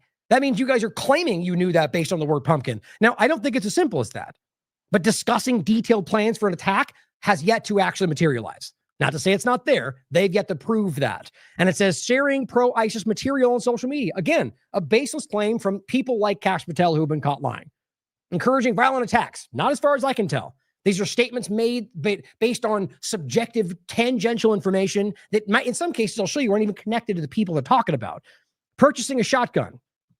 Right. Okay. So owning tactical gear, shotgun, which half of this country owns, is apparently now makes you a terrorist if you talk about pumpkins and own a gun. It says, and more, all of which matches exactly what Kash Patel and the FBI said. That's all just kind of rehashing. There, this is the story. Everyone loves to parrot what the team says. Well, here he comes out on the 7th after, look at his account. He's already shared this. He's already posted this. So this is the PR marketing Trump administration. You just point to another article and go, the thing, right? The thing right there. And then the thing that they said, just showing here's what Fox said about me. Well, you already reported this story, man. What else are you doing? What about the Epstein files? What about, is that the only investigation you have ongoing?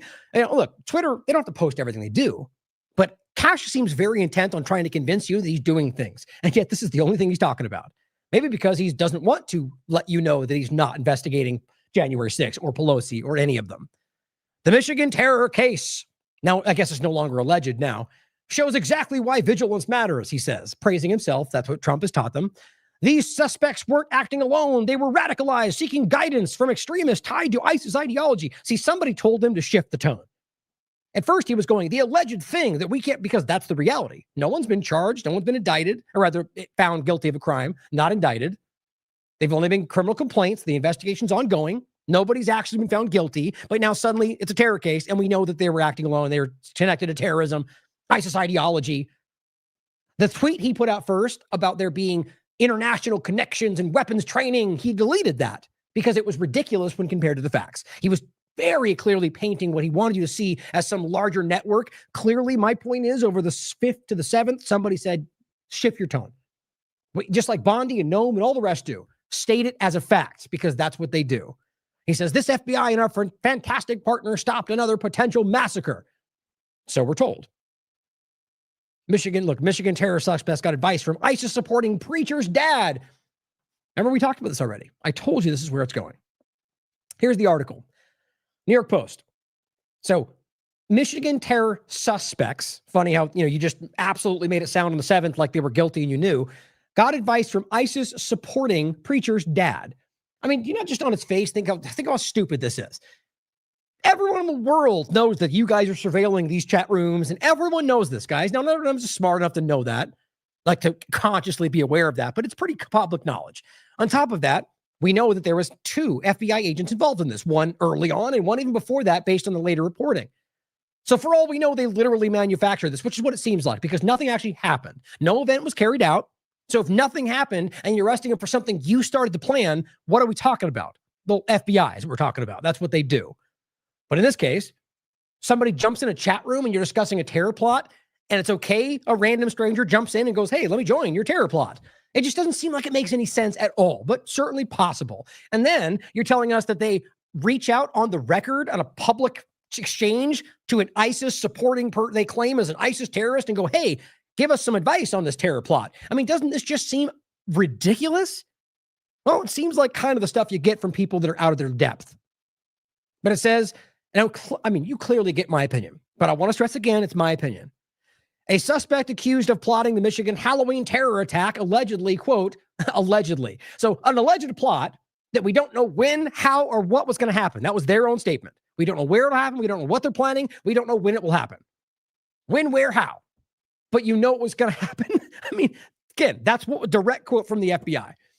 And then, so an event that you didn't know when, where, or how it was going to take place, they got allegedly a guidance from somebody about that thing you didn't know was going to happen.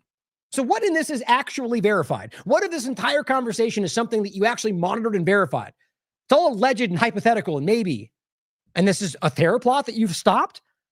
And it says sought guidance on when to carry out the violence from the father of a local extremist Islamic preacher who has previously called on American Muslims to wage jihad.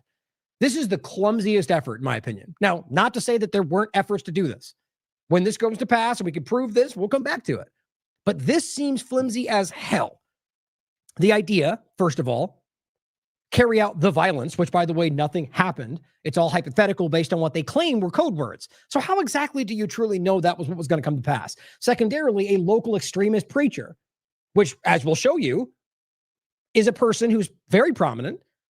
You support him or not, it's up to you. The reality is he's got a very large following. London tried to claim he was the it says London attacker followed an ISIS recruiter and radical U.S. preacher, Ahmed Musa Jibril. It gets the father and the younger person are all part of, bottom line is if you look into this, like I always do, what you get are subjective overlaps. The idea he's an ISIS recruiter is a completely intelligence-related government opinion. Here's just Grok, for example. Does this person on YouTube call for violence? Generally asking Grok. And the simple point is, no, he does not explicitly call for violence. But if you read it all for yourself, and it says explicitly for a reason, in no way is he going, do this, do that. The end point comes down to the fact that he's a Muslim and that he talks about the word jihad. And this is what we always discuss. As he says, promotion of jihad as a concept. He frequently glorifies jihad as a religious duty. Because if you understand the word, now look, could he mean violence? Of course he could. But it's like saying the word revolution or struggle automatically means terrorism. That's how dumb this is, because jihad is a word that means struggle. And it can mean something. A jihad can be a personal struggle with your religious beliefs. A jihad could mean protesting against people who are suppressing Muslim beliefs. A jihad could mean carry out a violent attack. Right? So could a struggle or a revolution. Like I've said 1,000 times, you could call it the American jihad, the American, what's the other word I always use? Anyway, the point is that has the same overlapping meaning. For them to say that this guy calling for a jihad means violence does not track. Some people can say that and they could mean that. Other people can say it like a person who, if you look at the content, seems to be preaching about Muslim values. Now, look, the idea that you think a Muslim is the problem, that's the crux of this issue.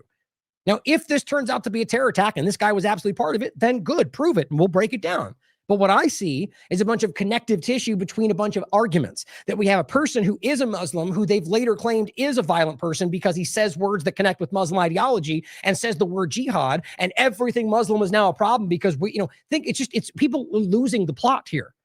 Look into this for yourself. Don't take my word for it. I'm not completely, I'm not a follower of this person's content. I simply did research on him before I did this show. But here are some examples. Raise children with love of jihad, right? So you could pretend that means go out and murder people, or you could pretend what it means is raise children with the love of struggling for their beliefs. That's what that actually means, which, again, saying it just like that, struggling for your beliefs, you could argue means carrying out a violent attack if somebody thought that way. But it says jihad against the senile Pharaoh Biden. Again, struggle politically. Or you can argue he means terrorism. But to prove this is what matters. Where if this guy was literally screeched on YouTube going, go carry out terrorist attacks, pretty sure YouTube wouldn't let him be on the platform. But I wouldn't assume that either. Emotive support for armed opposition. Right. Okay. Same point as always. Armed And just like with Israel and Hamas and Gaza, people who are illegally occupied, which is what this is about, have the legal right to armed resistance. Or the idea that because somebody is a Muslim, therefore armed resistance is always terrorism, right? So the idea that people were resisting in the revolution against Britain, does that make them terrorists? Because, it's such a subjective thing. But you can read through this for yourself. You can recognize that it comes down to ideas that they don't like, that they claim also mean that. It's like saying Palestine should be free means you hate Jewish people. That's the dumbest thing in the conversation, and this is exactly what we're talking about. So when you're accusing the extremist preacher, that's what that comes back to. Now, these people are Muslims. This person is a prominent preacher in the area. So if they were to call and ask about something, well, what they say matters, doesn't it? So it says Muhammad Ali, 20, and an unnamed juvenile had a conversation last week about reaching out to the father of so-called Islamic ideologue to ask for advice on a timing for a, quote, good deed. Okay. So maybe they're trying to be secretive with their language because they're planning a terror attack. Or maybe they're reaching out to a preacher about carrying out if you understand the Muslim religion, if you talk to Robert about the reality of this is a constant thing in their lives, and asking the preacher for guidance on what that should be. I'm not saying I know that, but you have to understand, if all you have are pumpkin and good deed, and then other things that Americans have a right to do, and just because they slant it with the idea that all of this means terrorism, if this holds up in a court of law and this is all there is, then we're lost. Because this is subjective connecting of dots that don't seem to exist as it stands now. And it's the fifth time I'm going to stress that, because I don't want it to be taken as I know for a fact, because I don't. We have to be objective about this all the time. Now it says the feds didn't specifically identify the Islamic ideologue, which is interesting to me. Why wouldn't they? But it says, but described a research paper on radicalization that clearly named the radical preacher as ISIS supporter. So this is the thing. They call him that. As far as I can tell, that's not the reality, but they say that. So that becomes the reality. And it says, according to the court filing. Okay. Jibril's father, who was also isn't named in the complaint, founded a mosque in Dearborn, Michigan. Right, because we know Muslims and mosques are evil and bad, right? So therefore, that makes the case, doesn't it? Now it says, and for those that don't know the show, please understand that was being sarcastic. The juvenile is said to have called the preacher's father on October 29th to tell him he intended to do a good deed, but was unsure of what day to do it. Yeah, I mean, you could try to always make this sound sneaky and wrong, but without all the context and the actual chat, you don't know, do you? You get things quoted out of context, or rather in the context they want you to see it as. The preacher dad then allegedly told the juvenile that he shouldn't wait and to carry out the deed. So if he was talking about going out and, serving soup at a soup kitchen, well, that's not very dangerous, isn't it? But if what he's saying is hurry up and go kill those people, well, that becomes bad, doesn't it? This is why things need to be proven. What they're doing right now is trying to convince you in the court of public opinion. There is no suggestion that the preacher's dad was aware of the alleged plot. Not even by them, by the way. Still, it says so you're using him to make an ISIS connection, but then claiming he didn't even know what was happening. Still, the FBI alleged the pair went on to use the guidance, despite them claiming he wasn't even involved, to forge ahead with the plans for the attack, according to the complaint. Right, the good deed to be carried on Pumpkin Day. It's all super nefarious. Now, it says the younger Jibril has a history of spewing hate-filled sermons, according to them. Now, you could argue that what our left-right paradigm does every day. Look at what they're saying about each other in the current literal left-right paradigm of this country. It's full of vitriolic hatred and just venom, excuse me. So the idea that you could argue hate-filled sermons, who knows? Probably. People are out there all hyped up on all sorts of things, religion, politics, but that doesn't mean they're terrorists. And it says the preacher also previously called on Muslims in the U.S. to wage jihad against the infidel West and for followers to turn away from what he described as a watered-down American Zionist Islam that ignores the idea of jihad. Again, I caution you, avid readers of New York Post probably don't care about the nuance of the word. The truth is, it does not mean what they keep claiming it does. It could, as one of the many meanings. The reality is, in most Muslims' lives, it simply means a struggle for what they believe in. And it gets abused every single day. In fact, if you understand where the whole Muslim suicide vest jihad bomber comes from, it comes from Zionism. And that's what this always comes back to. In fact, I'll play that really quickly, because it's important to understand the truth. That doesn't mean there aren't people that carry out attacks of their own accord, right? But it's important to understand All of this stems from an effort to convince you of exactly what they're trying to accomplish today. The Zionists have used it and brought it, in fact, to the area. Terrorism, as we know it today, the planting of bombs in marketplaces and so on and so forth, was, in fact, introduced into the Middle East by the Zionists in the 20s. But the net result of Zionist terrorism and violence in the first third of the 20th century has brought forth, to my mind, the anomaly, the horrific and unacceptable status in the Middle East today of the State of Israel, which is in fact an armed garrison state, which now exports more arms and distributes violence all around the world, vastly disproportionate to its size. I mean, in that respect, I think it's a horrible cycle of violence. But in it all, I think the Palestinian is the victim. There's no question about that. It's just time to be honest about all this stuff, right? Now, so the point is he's saying jihad against the West. Now, you could argue, again, as always, I'll make this point 75 times, that means violence. Or you could argue it means a struggle against what the West is doing to the Muslim religion, which we can all see right now.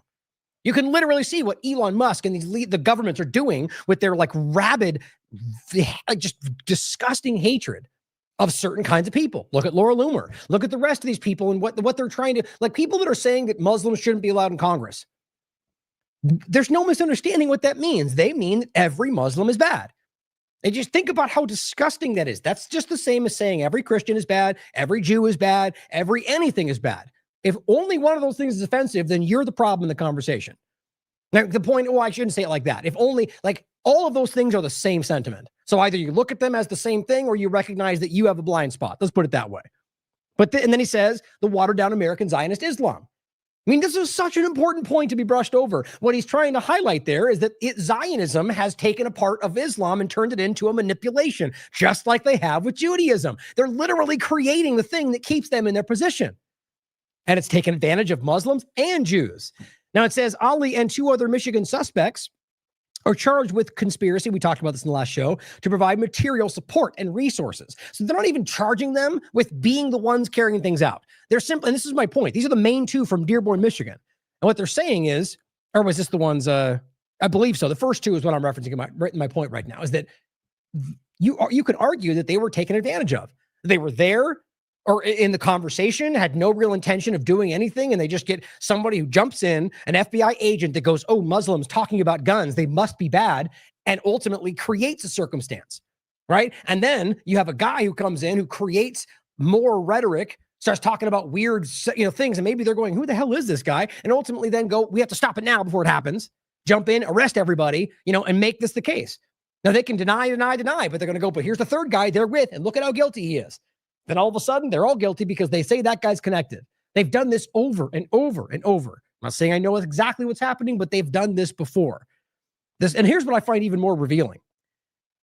It says, they're charged with conspiracy. So discussing, planning to provide the material support and resources to a designated terrorist organization and receiving and transferring guns and ammunition for terrorism. So without the claim of terrorism, they own guns. They took them to the shooting range, and they say they provided material support to a terrorist organization. So what are we talking about? In what possible way? ISIS is what they're talking about. So what you're saying is they bought guns and planned something. So show me where they provided material support for anything other than what you claim they were doing, let alone ISIS, who doesn't even seem to be involved in the conversation. This is a stretch, guys. Unless there's more, this is a very obvious stretch. Now, the suspects, they say, are accused of sharing ISIS propaganda in group chats, which could mean damn near anything today. To them, ISIS propaganda could mean a Palestinian flag, for all I know. But they're not showing you, so we don't get to find out. Let's not forget that right after this, you saw, what's her name, that Sarah something, push out that very bombastic lie about ISIS threatening New York, and all the major accounts shared it, and it got deleted because it was false. But they didn't even check it. They don't care. I'll show you some more of those toward the end. Like, there's a gaslighting happening here. But my point is that they shared propaganda. Okay. And then it says, and scouting LGBTQ-friendly locations for a possible attack.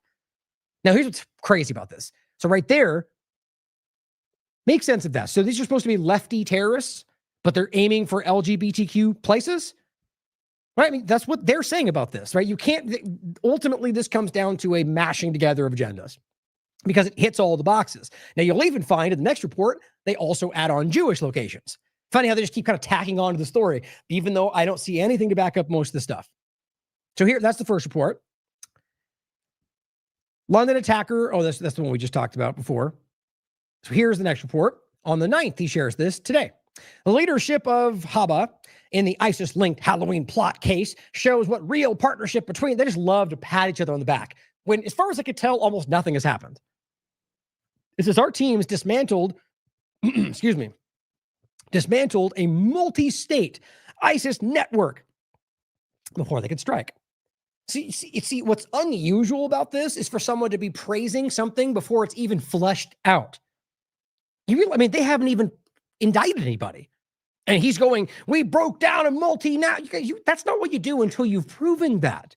And you haven't proven that until people are charged and found guilty of a crime. But see, this guy is so desperate to flood the thing with anything other than the fact that he's failing you that I think they've literally manufactured a plot. It's what they do. It's probably in some book on the FBI shelf. It says our teams dismantled a multi-state ISIS network. The same ISIS Trump says he's defeated 17 times.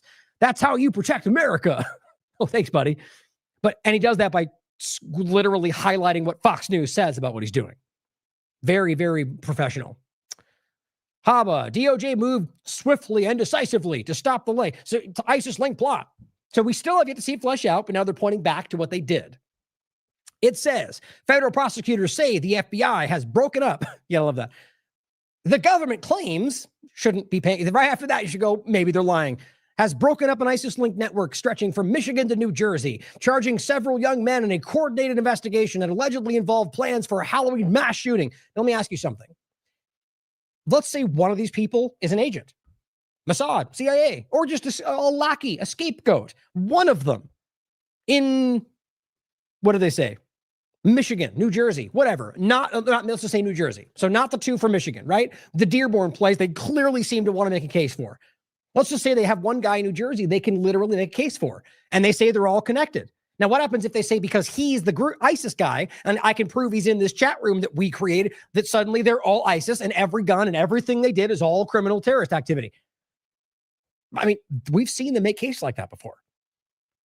So I again, stress that we need to demand more evidence around this. The Justice Department announced the new charges Wednesday, calling the probe a sprawling federal investigation into extremists who used encrypted messaging to communicate, which is like 90% of I don't know, I shouldn't say it like that. A huge portion of people in the know of what's going on in the world are using, maybe I take it back. I think everyone's using WhatsApp and Signal and everything today, whether those are even truly secure, to argue that encrypted chats or owning a gun or going to a shooting range or talking about Pumpkin Day are indicative of anything other than most Americans is insulting. U.S. Attorney Haba said New Jersey defendants, quote, had pledged themselves to ISIS and were frequent communication with Michigan's cell. Okay, I'd love to see the proof of that. I'd love to see where they pledged themselves. What is this, a fraternity? Is there some kind of ISIS joining group online? Maybe. I'm just saying, I think it's weird to argue that they're pledging themselves to ISIS right now. On top of that they were in communication with the Michigan cell, which right now has never even been proven. That's a couple of people you were arrested in Michigan. That's all it really comes down to. This is crazy to me. What do you think this looks like to you? Take a look at this picture. He's literally holding a samurai sword, which I can tell you right now does not appear to be a real one. So, Milo Sirdat allegedly sent these images to a friend over social media. He must be a terrorist, or maybe a Halloween costume, since what we're literally talking about is Pumpkin Day and Halloween. All this to me does is add less. So what they're trying to do is make this look like these are all guys dressing up in their terrorist uniforms to get ready to carry out a terrorist attack on Pumpkin Day. When he's dressing up, they're talking about going out and doing a good deed at some point. They talk about going out on Halloween. They generally shoot guns and go to the shooting range, which is actually pretty provable. And then he sends a picture of his Halloween costume. Now, all hypothetical.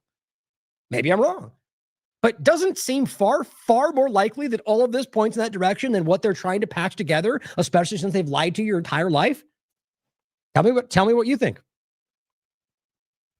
It's just this in particular. It just feels, that's why I think it's grayed out too. Because if there was more defined definition, I bet you could literally prove what Halloween costume that was.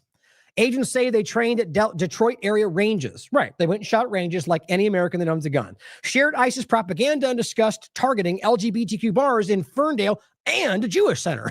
Well, that's weirdly tacked on all of a sudden. That's been nowhere in the conversation until recently. Now, all of a sudden, because some ADL members had put the Jewish Center there too, because that's, I'm half kidding. How does it make sense, right? How does this make any sense? So why would that be the target when they're trying to kind of overlap this with this leftist terrorism influence, talking about a connection to Iran in the last one, now a connection to an ISIS preacher? Now, here's the interesting part. It says, or one of them, in Newark, this guy here, who you can't see, funny how you get to see everyone else's faces, but not theirs. It says charges of conspiring to provide material support to a foreign terrorist organization. Jimenez, or what is that? How do you pronounce that again? I think it's Jimenez. No, that's Jimenez. Also faces an attempt count after agents arrested him on Tuesday trying to fly to Syria, or to Turkey on his way to Syria.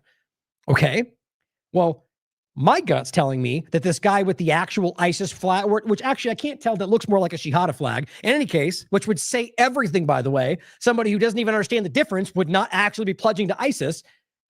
I'm pretty sure that's Shihada, by the way. How embarrassing. See, this actually adds so much to me. So this, to me, is the person they're trying to frame as the one who's actually the ISIS-linked one. The rest of them seem to be connected by just being in the chat room. So how much you want to bet this turns out to be somebody who you don't actually see go to jail, somebody who ends up flying away to another country, right? Whether or not. Now, that would speak to me, and this is all, again, just all hypothetical, to be somebody who was in this to create the idea and blame the people they originally wanted to aim at. These are the guys, one of the guys anyway, that from Michigan, who they're claiming was planning a terrorist attack with nothing but basic information. And it says a criminal complaint is merely an allegation. All defendants are innocent until proven guilty. Okay, well, he just shared this from the 8th, but he's now calling them the people that did this. Even though this article that he shared literally says, we don't know yet. They're not guilty. Haven't been proven. So here's where we are right now. Everything we just showed you. What do you think about this story? Right? What do you think with this information so far? Do you feel like that sounds like a slam dunk? I mean, I'll say again, if we get the full chat, which I'm almost willing to bet you that doesn't happen.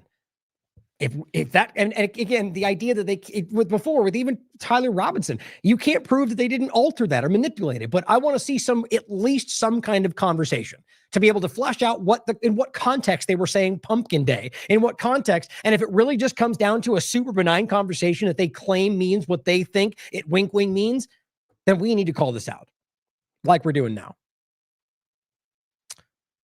Now, here is what John Rich came out and said, and this is just adding to the larger thing, which they have a very obvious interest to push this, the team sport politics players like John Rich. Don't forget what they were screeching about in the beginning of Trump's administration. Alex Jones and Rich and all the rest of them, Iranian drones sniffing for nuclear bombs, and that was Sean Ryan and all that big hype that went literally nowhere. And now Sean Ryan's putting out some bunk overlapping They Live advertisement using Franklin, downtown Franklin in Tennessee, acting like he's calling out the totalitarian thing, where he's literally supporting the growth of it by doing all the same, CIA Sean Ryan. Here's John Rich. According to my friends at Fort Campbell, so we could totally trust them, there are sleeper cells is virtually every zip code in America. No. Sleeper cells. That's exactly the narrative they said before. Now, I wouldn't doubt that, but you want to know what I believe that means? Israel. You can literally prove that. And I'll even play that clip again because I think it's important to understand how clearly it is what they're saying, as well as the Mossad agent that just literally told you the same thing. That they have people in every city, that they can control the flow, supply chain, alter it to their favor. Part of the plan is the reconstruction, the rebuilding of Gaza. Oh, wait. That's not the right one. I keep doing that.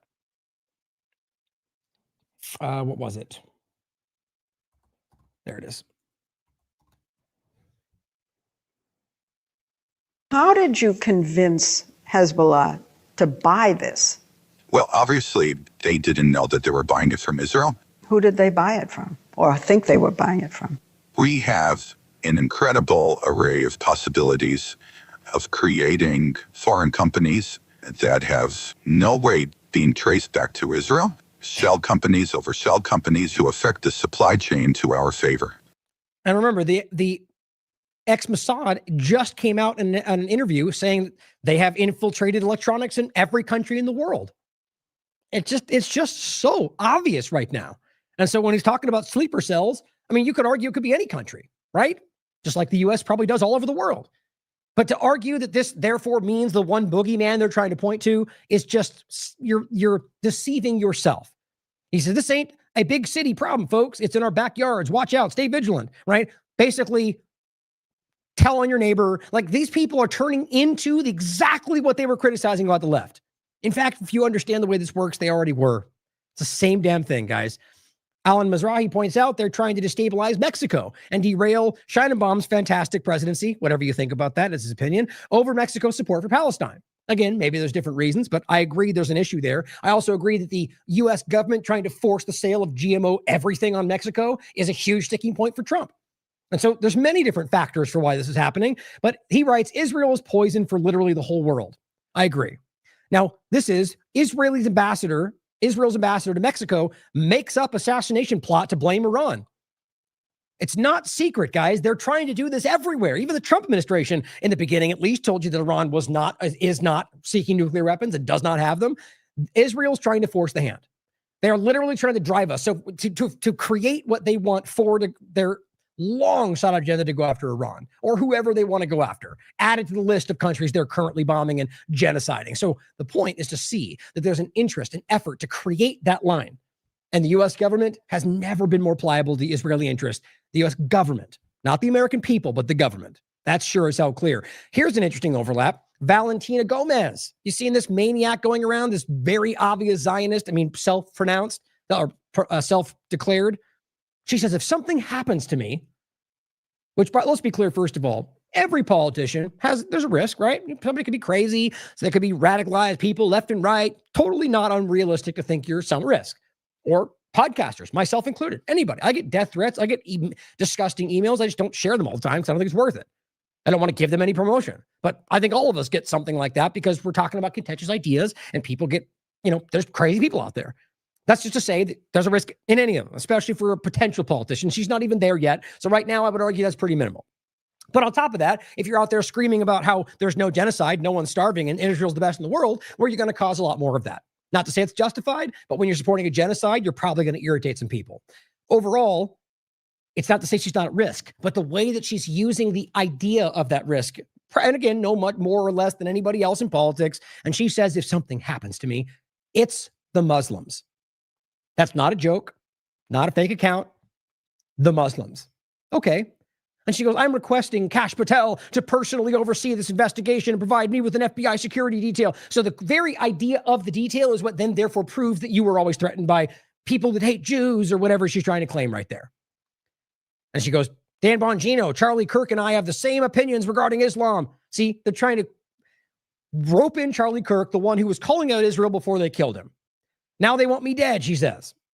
So she's trying to use Charlie Kirk and the lie they're telling about him. And this person is, in my opinion, the most obvious example of a Zionist, clumsy propagandist trying to work their way into a position of power. She goes, Trump was shot, Charlie was murdered, conservatives are next. God, and my point is she's using the talking points, but in very clumsy fashion. That's very Zionist. It's exactly what they do. And then points to a bunch of people online saying mean things to her or threatening her with crimes. Yeah, that happens. Call them out. If you think it's a crime to say something out loud or type something out, do it. Go after it. Expose the reality of your lack of free speech beliefs. I say, if something happens to me, it's the Muslims, she says. Right. So if anything happens, it was all the Muslims. They all did it. Guys, how do anybody take people like this seriously? I genuinely don't think Americans are this stupid or this disgusting. But we all know who is. The mask is off, guys. Hashtag Zionism is not Judaism.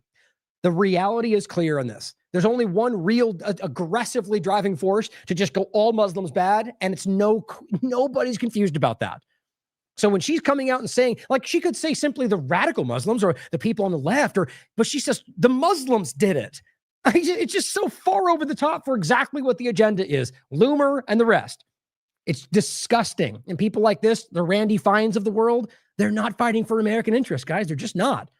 So on that same note, Kovrok Omasian, Americans were lied to about the war on terror since 9/11. They were in the same bed all along. Syria's al-Shara Jolani arrives in U.S. for official visit. I guess they're meeting tomorrow or whatever the day they're meeting.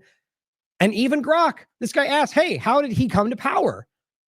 What was his origin story? So here they are right now trying to downplay this, the team sport politics. Both sides, by the way, since they all seem to support the terrorists that they've been fighting their entire lives or claiming they were, now that Israel has them in power in Syria. And here's what even Grok has to say. Al-Shara Jolani, the one that is the leader of Al-Qaeda, was born Al-Shara in Damascus in 1982, was also known as Abu Muhammad al-Jolani, joined insurgents against U.S. forces in Iraq. Okay, so if you support what they're doing, point out that Donald Trump is currently supporting, so is Biden, the guy who fought and killed Americans. Not the lies they sell about Soleimani, but the reality of who was actually doing this. And at the same time, then you can prove the U.S. was part of that, but we'll keep it current. Serving time in Camp Bucca. He served time in a military prison. Released around 2011. Al-Qaeda in Iraq. Abu Bakr al-Baghdadi dispatched him personally. Baghdadi. The Trump said he killed so many times. Baghdadi put him in Syria to build Jabhat al-Nusra. Vanessa Bailey and I have talked about it many times. As an Al-Qaeda affiliate amid what they claim was a civil war. See, that's such BS. It's an obvious regime change, infiltration, proxy war. It says he later split from ISIS, the group that Kash Patel says they're fighting right now, briefly pledged to Al-Qaeda Central, then rebranded to Hayat Tahrir al-Sham. That's Al-Qaeda. Consolidating, rebel control in Idlib through military gains and pragmatic governance, culminating in Assad's ouster and his rise to power that they all currently support. Israel and everybody in the U.S. government. That's Grok, by the way, guys. Not that you should blindly trust Grok, but recognize that even this random Grok element that they're trying to completely use as propaganda is telling you they're currently working with Al-Qaeda. Here's a clip of Brett McGurk telling you what Idlib, which is what they're referencing, the main location for ISIS is where he came from, or in Syria anyway, what it was and why that was a problem. But now it's okay, but it's okay. We'll work with him in Syria. Idlib province, look, Idlib province is the largest al-Qaeda safe haven since 9/11, tied directly to Ayman al-Zawahiri. This is a huge problem. It's been a problem for some time. We have shown the spotlight, the international spotlight on ISIS. We've been very focused on Al-Qaeda in Idlib province. Leaders of Al-Qaeda that make their way to Idlib province often do not make their way out of there. But we have to ask a question, why and how is Ayman al-Zawahiri's deputy finding his way to Idlib province? U.S. Why government. is this happening? Turkey. How are they getting there? They're not paratroopers.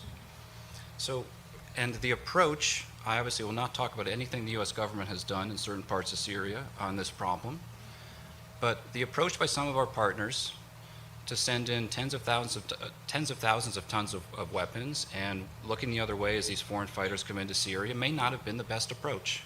Yeah, duh, right? One of the moments of being candid, right? It's just obvious.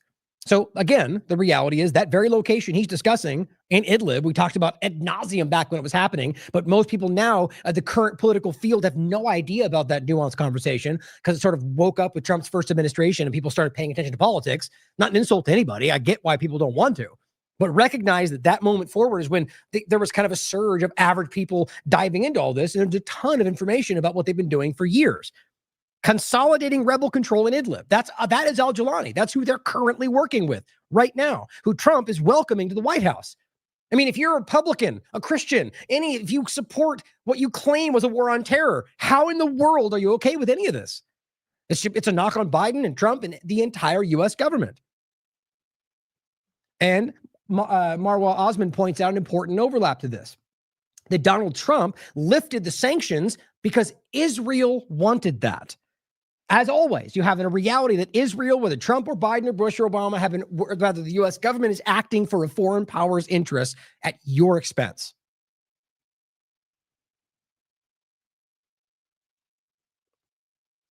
Hold on. Oh, I think I've got that. Hold on. It's right here. There we go. Yeah, go ahead, please. Fox. Will you discuss the Abraham Accords when you meet with the president of Syria? That's Jolani, the leader, an Al-Qaeda leader. That's what they're talking about. Well, we're going to meet, and I think he's doing a very good job. It's a tough neighborhood. And he's a tough guy. I mean, you realize the Trump administration last time was fighting this guy, or so they claimed. We know that's not true. This is how dumb they think we are, that you can literally be pretending to bomb this guy, to pretending to fight them in Syria, and then literally work with them now that Israel gets what they want. But I got along with him very well, and a lot of progress has been made with Syria. That's a tough one. See, I mean, this is just blatant. I mean, whether he even knows or not, Trump just says what he wants you to think. It's like every politician. Syria is an absolute, complete meltdown. People are being ethnically cleansed. No one's even talking about it. Israel's building bases. They're overthrowing places. They're building Hebrew-named settlements. They're literally taking over like everywhere else. And they're ethnically cleansing. They are murdering people, Christians, Alawites, all across the country. But they're doing great. But a lot of progress has been made. You know, we took the sanctions off at the request of Turkey, at the request of actually Israel, at the request of a few different... Yeah, because Israel's literally occupying the country now. Israel, and as Jolani even said publicly, is allowed.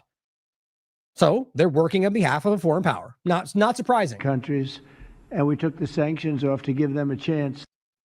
Yeah, to give Israel a chance. They could have given the Syrian country a chance before they destroyed it. But now that Israel has power, well, we want to give Syria a chance.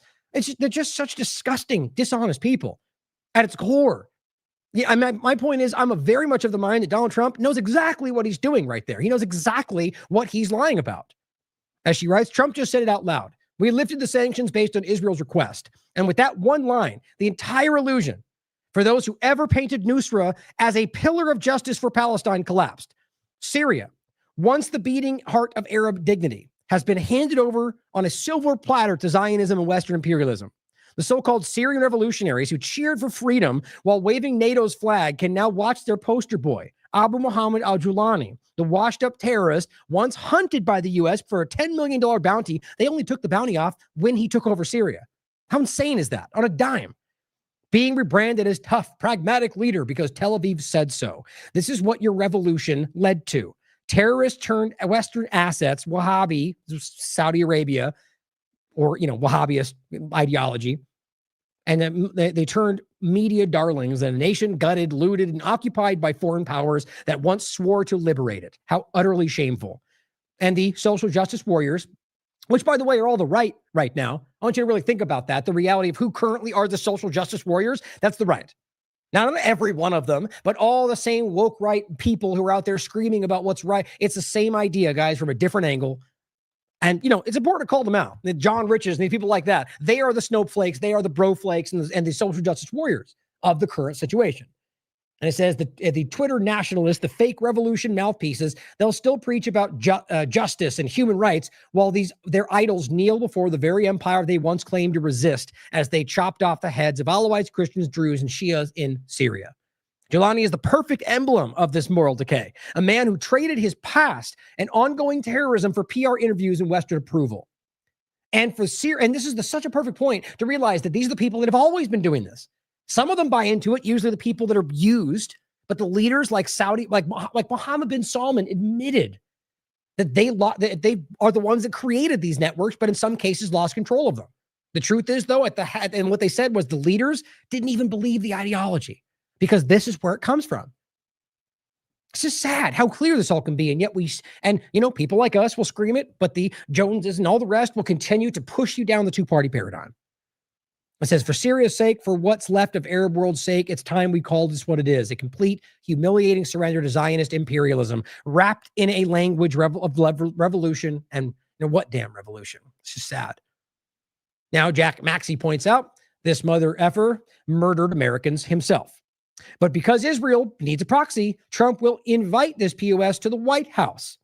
I grow to viscerally hate Trump more, he says, with every traitorous act, who I believe is a Republican, or at least a overlapping support. War room. The point, though, he killed Americans, guys. Are you America first? Right? Do we care that there's an American in Israel's prisons right now that was born in Florida for a year? No, who cares? America first. Well, that doesn't mean what you think it means, apparently, if you understand where this current administration is going.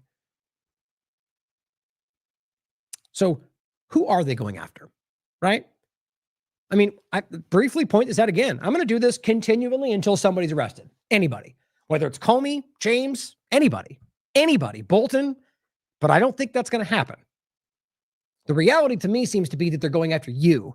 Now, this guy, when he's speaking, I swear, it's my opinion, but I feel like he's almost borderline laughing like a duper's delight about how dumb they think we are. This Zionist is actively working. I mean, remember, he's the one that seems to be above Marco Rubio. He's an advisor that seems to be leading the charge, whether immigration, whether any number of very alarming, like Venezuela, for example. Why do you think that makes sense? You understand this guy is a tried and true, a diehard Zionist who puts Israel's interest above yours every day of the week, and then uses things like this to make you think that you're winning. How many times can you say this? How many times can you say Comey and Clapper and Brennan? Oh, we got some big information coming down and they're all going to go to jail 2 months ago. Well, if you call Obama a traitor one more time and let's see, like, I agree. And I think they all should go to jail. I don't believe it's going to happen because these people are playing you. Well, and Clapper, Brennan, Obama, Monaco, all conspired together, all worked together to try to sabotage, undermine, unravel the democratic institutions and structures of this country. The Russiagate. Yeah, but Trump's got plenary authority, though, right? Our processes and democracy and freedom, but Trump can do whatever he wants whenever because he's a complete hypocrite. And that's why he laughs at you. You can listen to him speak, and he doesn't believe all of the words he gives you when he tries to criticize the Democrats. It's insulting. Be smarter than this. Hoax, the Russiagate conspiracy. Yep. And all of the assaults against our liberties that went with it. The pre-dawn raids, the handcuffing. Yeah, you mean like they're all doing right now against Democrats, against Americans. But it's okay because they're doing it to fight the bad thing. So we can do the wrong thing to go after the wrong thing. Perfectly makes sense. Of innocent Americans, the espionage against President Trump's campaign and staff. You get it. Guys, I can't even stomach listening to this guy say it. This is so insulting. Okay, good. Let's just say we agree with everything. When are they going to be arrested, Matt Miller? Or, sorry, just as dumb as Matt Miller, but Stephen Miller. Well, as I simply, he writes, I cannot find words harsh enough to condemn the conduct. Do something about it. Our enemies are domestic. You see how much they're pushing this? This is John Strand. He says, I simply said, cool story. Arrest someone or shut up. And even he said 100%. The point is that everybody wants this, but it seems, my thing is, well, how are you going to be 100% if you seem to constantly still support the statement? How many times can you float this idea before you recognize nothing's going to happen? Here's a Trump supporter, and he says, Pam Bondi, I think so, Pam Bondi and her DOJ prosecutors were handed enough evidence on a silver platter to put people away for life, beginning with Tulsi Gabbard's DNI declassified presser, and there's not been one single arrest. I mean, I agree. I think you can prove that what they did in Russiagate was completely illegal. Same with a ton of other things. Nobody's been arrested. 78 million of us who voted for Trump are asking why the hell not? See? Yeah, so I was forgetting why I thought that, but so he says it right there. And I simply said, because you were lied to. And if you think Bondi is responsible, you'll continue to be played. Here, you've seen this before. Another one of these, Charlie's voice rising. It's got, 182,000 followers after like 30 seconds of being there because they just say Charlie's name and then just say Trump, MAGA, Trump, Patriot. And everyone goes, retweet.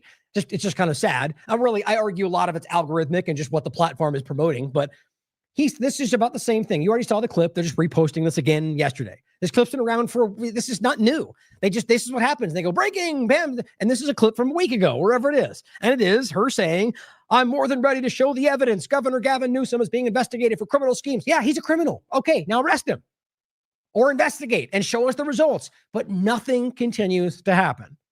You get the point, guys. I can go over all of them. I already showed you how Comey's investigation appears to be set up to fail. And then they're going to blame Democrat radical judges when in reality, the case was completely flimsy to start, which is why the Trump guy said no, and they fired him for it. He wasn't a Democrat. He's somebody who was, I'm not going to look like an idiot for you. And he got fired. Now, 5 times August says, how many times can a guy talk of corruption and hoaxes and scams and never hold anyone accountable for any of it before you realize it's all just an act? See, he was supportive in the beginning and he just has principles. He recognized he's being played. I'd like to believe that's most people. They just don't all have a large account to show it. He says it's branding and marketing. It's breadcrumbs. Exactly. It's just enough to keep you hanging in there a little bit longer, a little bit longer, a little bit longer. Every single time. Stop falling for it and free yourselves. Look at this guy. I mean, it's just insane, especially to him, too. Of all people, somebody who was very much pushing back, this guy says, you sound vaccinated. That's all they can do. People that are blind supporters of the team just need to use partisan arguments because you must be a Democrat. He says, I'm not. Trump is, though. How perfect is that? That's what he says. Look at that. See, this is the kind of people we're dealing with. So he goes, Trump is, though, because Trump says and has said repeatedly that he took a shot, right? He goes, you're stupid if you actually believe that. So now you're willing to take, so Trump's lying to you about that, and you know for a fact, right? It's just what you think you know, which is not proven, is the absolute fact, and what you can prove is not true because Trump said no. People are children in the partisan game, guys. As James Corbett, which I'm glad to see on Jimmy Dore yet again, he says, this is just Jimmy Dore posting this, James Corbett tells Jimmy the coming civil war will not be red versus blue or Democrat versus Republican.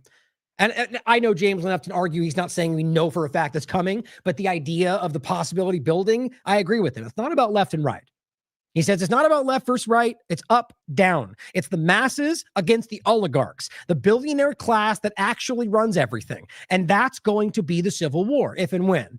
In fact, he says the oligarchs have already launched this war, even though most people have not yet caught on. Now, that I agree with. They're waging, I mean, they always have. As James and I have talked about many times over the years, they're waging their war against you. It's always been that way.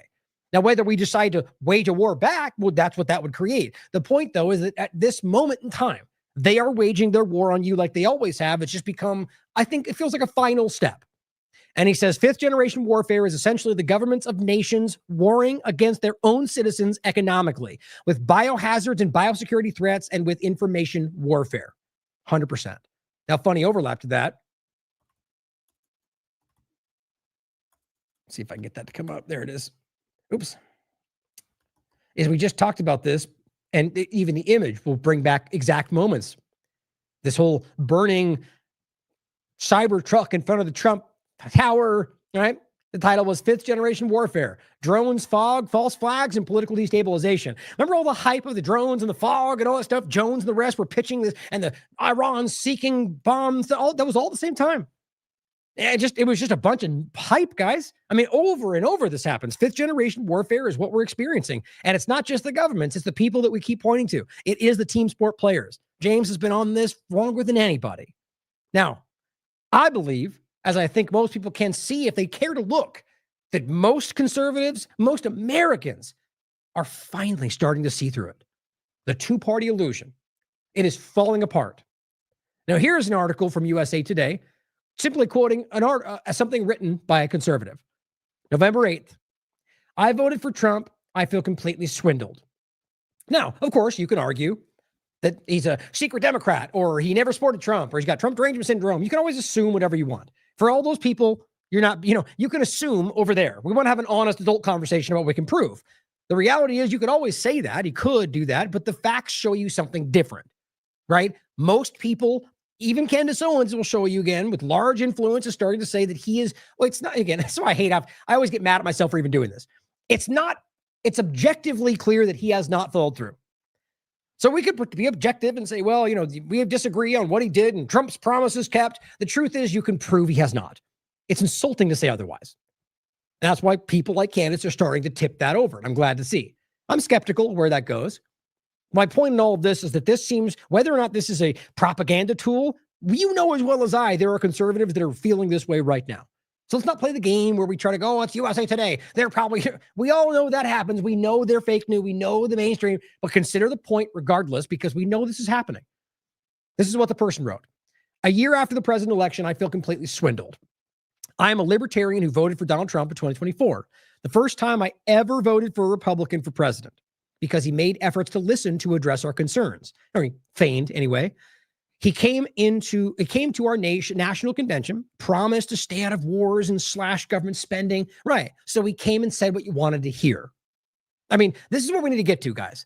I'm glad they're seeing it. I'm not trying to make fun. The point is that he's going, I see it now. I was swindled. Now, see that in a big sense. Don't then jump to the next Republican you like. Don't then jump to the next Democrat you like. Recognize politicians lie. And they always will. Their job is to, even if that isn't always the case, it's in your interest to assume that.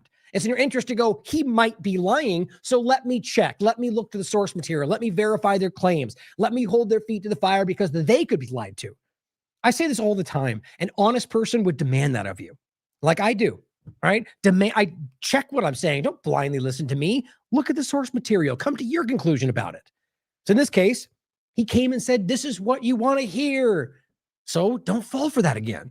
Even if he means it, maybe he won't be able to follow through. It's basic logic. And he says, but none of what he promised happened. Exactly. The only thing Trump did do was pardon Silk Road founder Ross Ulbricht, which I agree I absolutely agree with that. Funny how when that first happened, what did Derek and I say when it first happened? That's probably going to be the only thing. That was a what's the word I'm looking for? A throw you a bone, right? They wanted that to start with that point. Nothing else seems to have happened. And he says, which I'm grateful for, but he has fallen completely flat on his face on all his other promises. Entirely agree.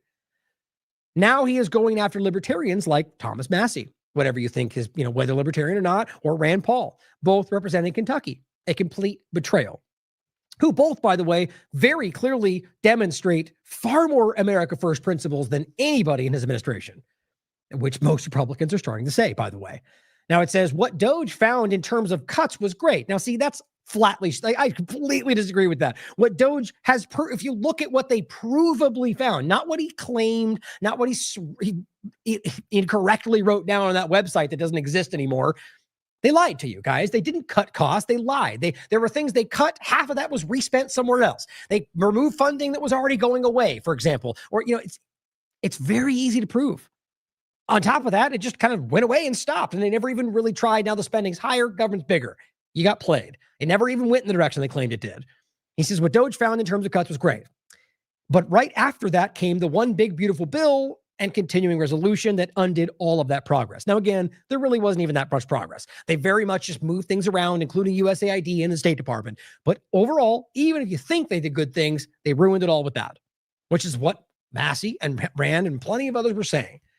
And it says what Doge, and he goes on to say the bill is one of the largest spending packages in recent U.S. history, which was tons of money for the web manufacturers of merchants of death and all the problems that we claim we're trying to stop. The candidate who ran on cutting wasteful spending and is also going after Massey and Paul because they recognized it for what it was. Simple. What Doge tried to do was great, and I am supportive, he says, of the spending cuts. And I would be if that's what they were actually doing. That did come of it, which really was nothing. But the fallout from the bill put a damper on all the great progress made. Musk rightfully called it an abomination.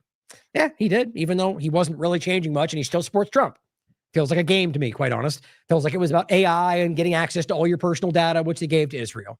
Very easy to prove. If the president elections were held today, he says, with the same candidates, I like this. He goes, I would sit out. You see, I'm telling you guys, this is where we are. It's not, now Democrat. It's people are going, I see it. If we were back there, I wouldn't. Remember when we were doing that? Going, everybody, vote no one, protest, abstain on the record. And what did we get from Anomaly and all the rest? You're black-pilled, purity test. And guess what many of them are saying now? Oh, look at Trump betraying us. Yeah, too bad you weren't. Imagine if we had got the vast majority of Americans going, Kamala and Trump are the same thing, and we're not going to participate in your stolen, manipulated election. The government is not even participating. They're giving us an illusion, a theater show. We don't believe it. Now, I don't know what that would lead to. I do know that change would come, though. Maybe good, maybe bad. The point is, we all want this to go. We want this to shift. I'm just being honest about that. Even positive actions could lead to negative things. The end of the day is that we need to stop the usual, the status quo.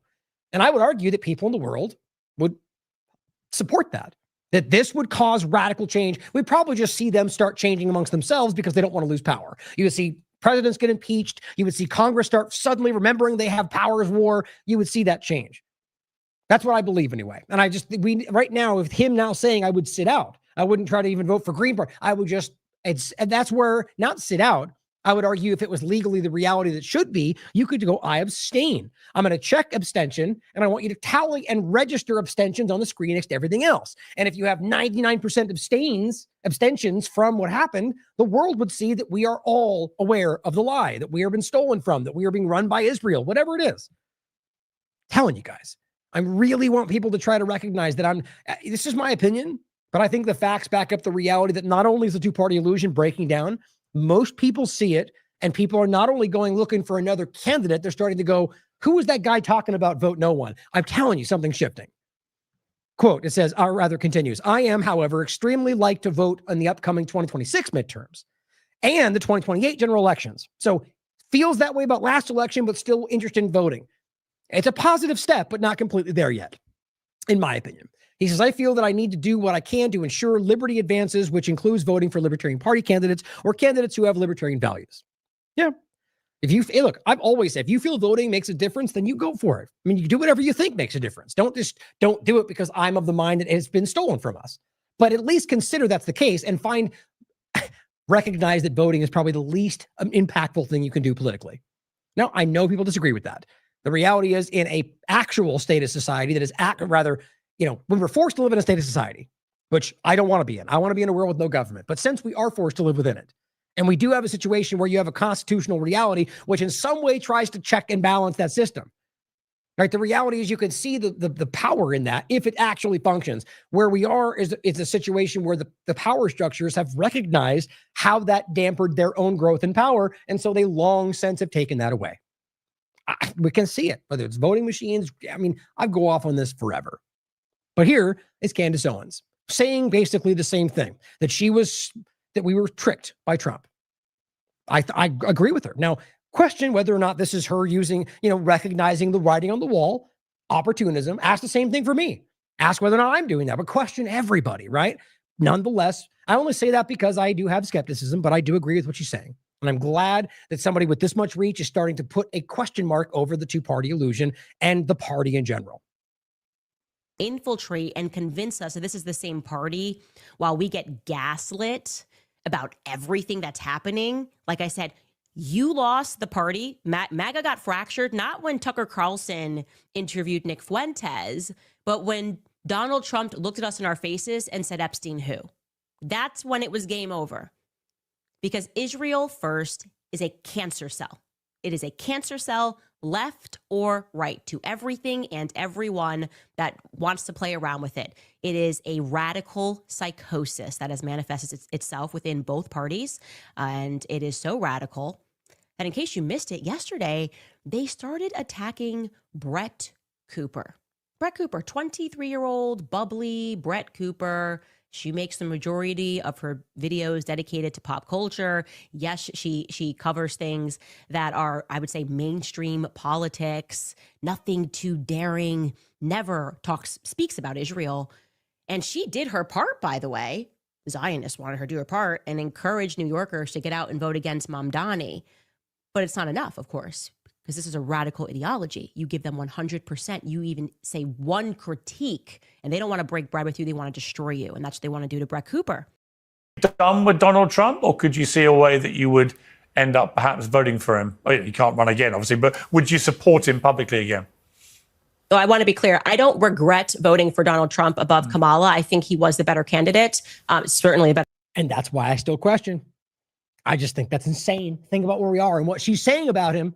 And now you're going to say, I agree. I think she's the exact same problem. But I just think that's a weird thing. We are still driving people into the two-party paradigm. Now, maybe she believes that. Maybe that's what she thinks is the best choice. But I think we know what that really represents at the end of the day, whether she believes is true or right or not. So consider that. Two-party illusion is the problem.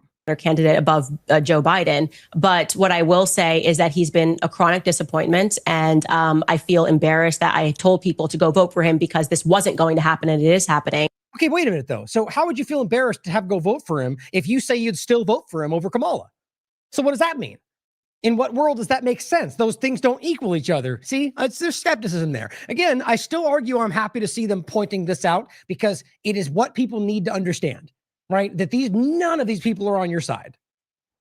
But I just think that the picture of politics in America is going to look very differently because of his actions. So I don't know where we go from here. I really don't. But this is not the candidate that I voted for. Okay. Now I agree. And in the sense that what she's really kind of highlighting is that what the presentation is not what you're getting. We all could acknowledge that. This is what I'm trying to show people when you get the Eric Doughertys and Nick Shorters out there seal clapping about whatever Trump just said. And everything's the best, and we're winning, and everything's going to be John Rich, all the rest of them. They're all doing the same kind of thing. This, at very least, is an honest going, yes, they're all BS. We all know we're not getting what was promised. We all know that. And it's the same thing from the last administration, guys. We just have to start being honest and consistent and holding all of them to their feet to the fire. Now, this is what Godfrey random account put out, and I followed him because of this. Leading report says, breaking, 62% of U.S. adults say the two major political parties are doing such a poor job that third party is needed. And here's where we all have kind of been waiting for the, Elon Musk America Party kind of a shoe to drop, right? Where, in my opinion, it's not a new good thing. It's the last ditch effort to pretend that we're doing something new when it's just an extension of the two-party illusion. Whatever. Same kind of thing the UK deals with. It's the same, you can call it a false binary, but it's more than two choices, right? It's a false choice. You got all of the things that lead in the same direction at the end of the day, or just some variation therein, that there's one, in this case, in their case, the EU, which is really the power structure. But what we're seeing here, just the report, take it for what you will. I agree with this in a general sense, whether that can be backed up statistically, is that most Americans are aware that we're being screwed every which way from everybody. They're all at the left and right. They all going in the same direction. We're still aiming at the left, regardless of what Trump is saying. And what Godfrey points out is the whole system is crashing down. Everybody realizes both parties work for Israel. Now, this is a very common sentiment right now, even on this platform that is kind of hell-bent on keeping you trapped in the paradigm. Think about what that shows you. And I simply said, exactly. Essentially, my show for the last year. But of course, the system won't let most see that. Now, what I argue, what you're going to see probably, if this ever eventually gets to where it needs to get, is that you're going to get a large, like a Canada starting to, or a Tucker who starts to come out and say, this is the thing. And, that's when you get that momentum, because it can be controlled into the next manipulation. That's how I see it anyway. But that's why you're here, because we talk about these things a year before it ever comes to pass. 5 times August says, Alex Zeck says the CDC is still corrupt to the core. It is.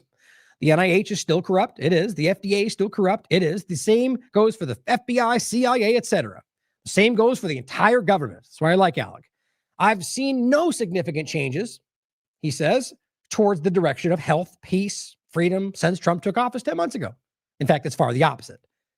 I've only seen the same technocratic, tyrannical, centralizing agenda continue to march along. See, he has principles. I honestly, to this day, I feel like I respect Alex Zeck more than most people on this platform because of our differing opinions in some cases, but because he is so absolutely adherent to his principles. You have to respect that. Trump and the Republican Party fooled all of you, he says, and it's time for you to admit it. Now realize, to make this clear, it's not just because we agree.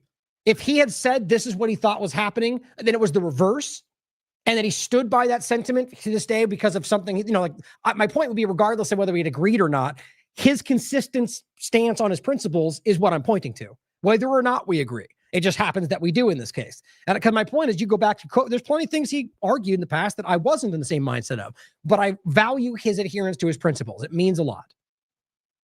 And here is what 5 times August said, but no tax on tips, man, we're winning, right? I mean, that's what you get. Yeah, there's even though no tax on tips is not even really what happened, it's still the point is it's a Ross Albright when everything else is going the wrong direction, right? It's a pacification. As Jason Bassler points out, Trump MAGA 2.0 recap 1 year later. MAGA equals MAGA. Make Israel great again. $2.9 trillion debt in 9 months. Backroom deals with Pfizer, more than one. Extrajudicial murders at sea. Epstein files release cover-up. CBDC stablecoin bait and switch. Peace president, Department of War. Greenlit Palantir surveillance empire. Pretty much, guys. And there's more you could add, too. Now, Jason is back to doing some clips for TLAV, so you'll be seeing some of those coming out. An anomaly says if Kamala won the election, Republicans would still have the illusion that Trump would save us, and he just made a mistake during COVID. Now, this is what I think is interesting here.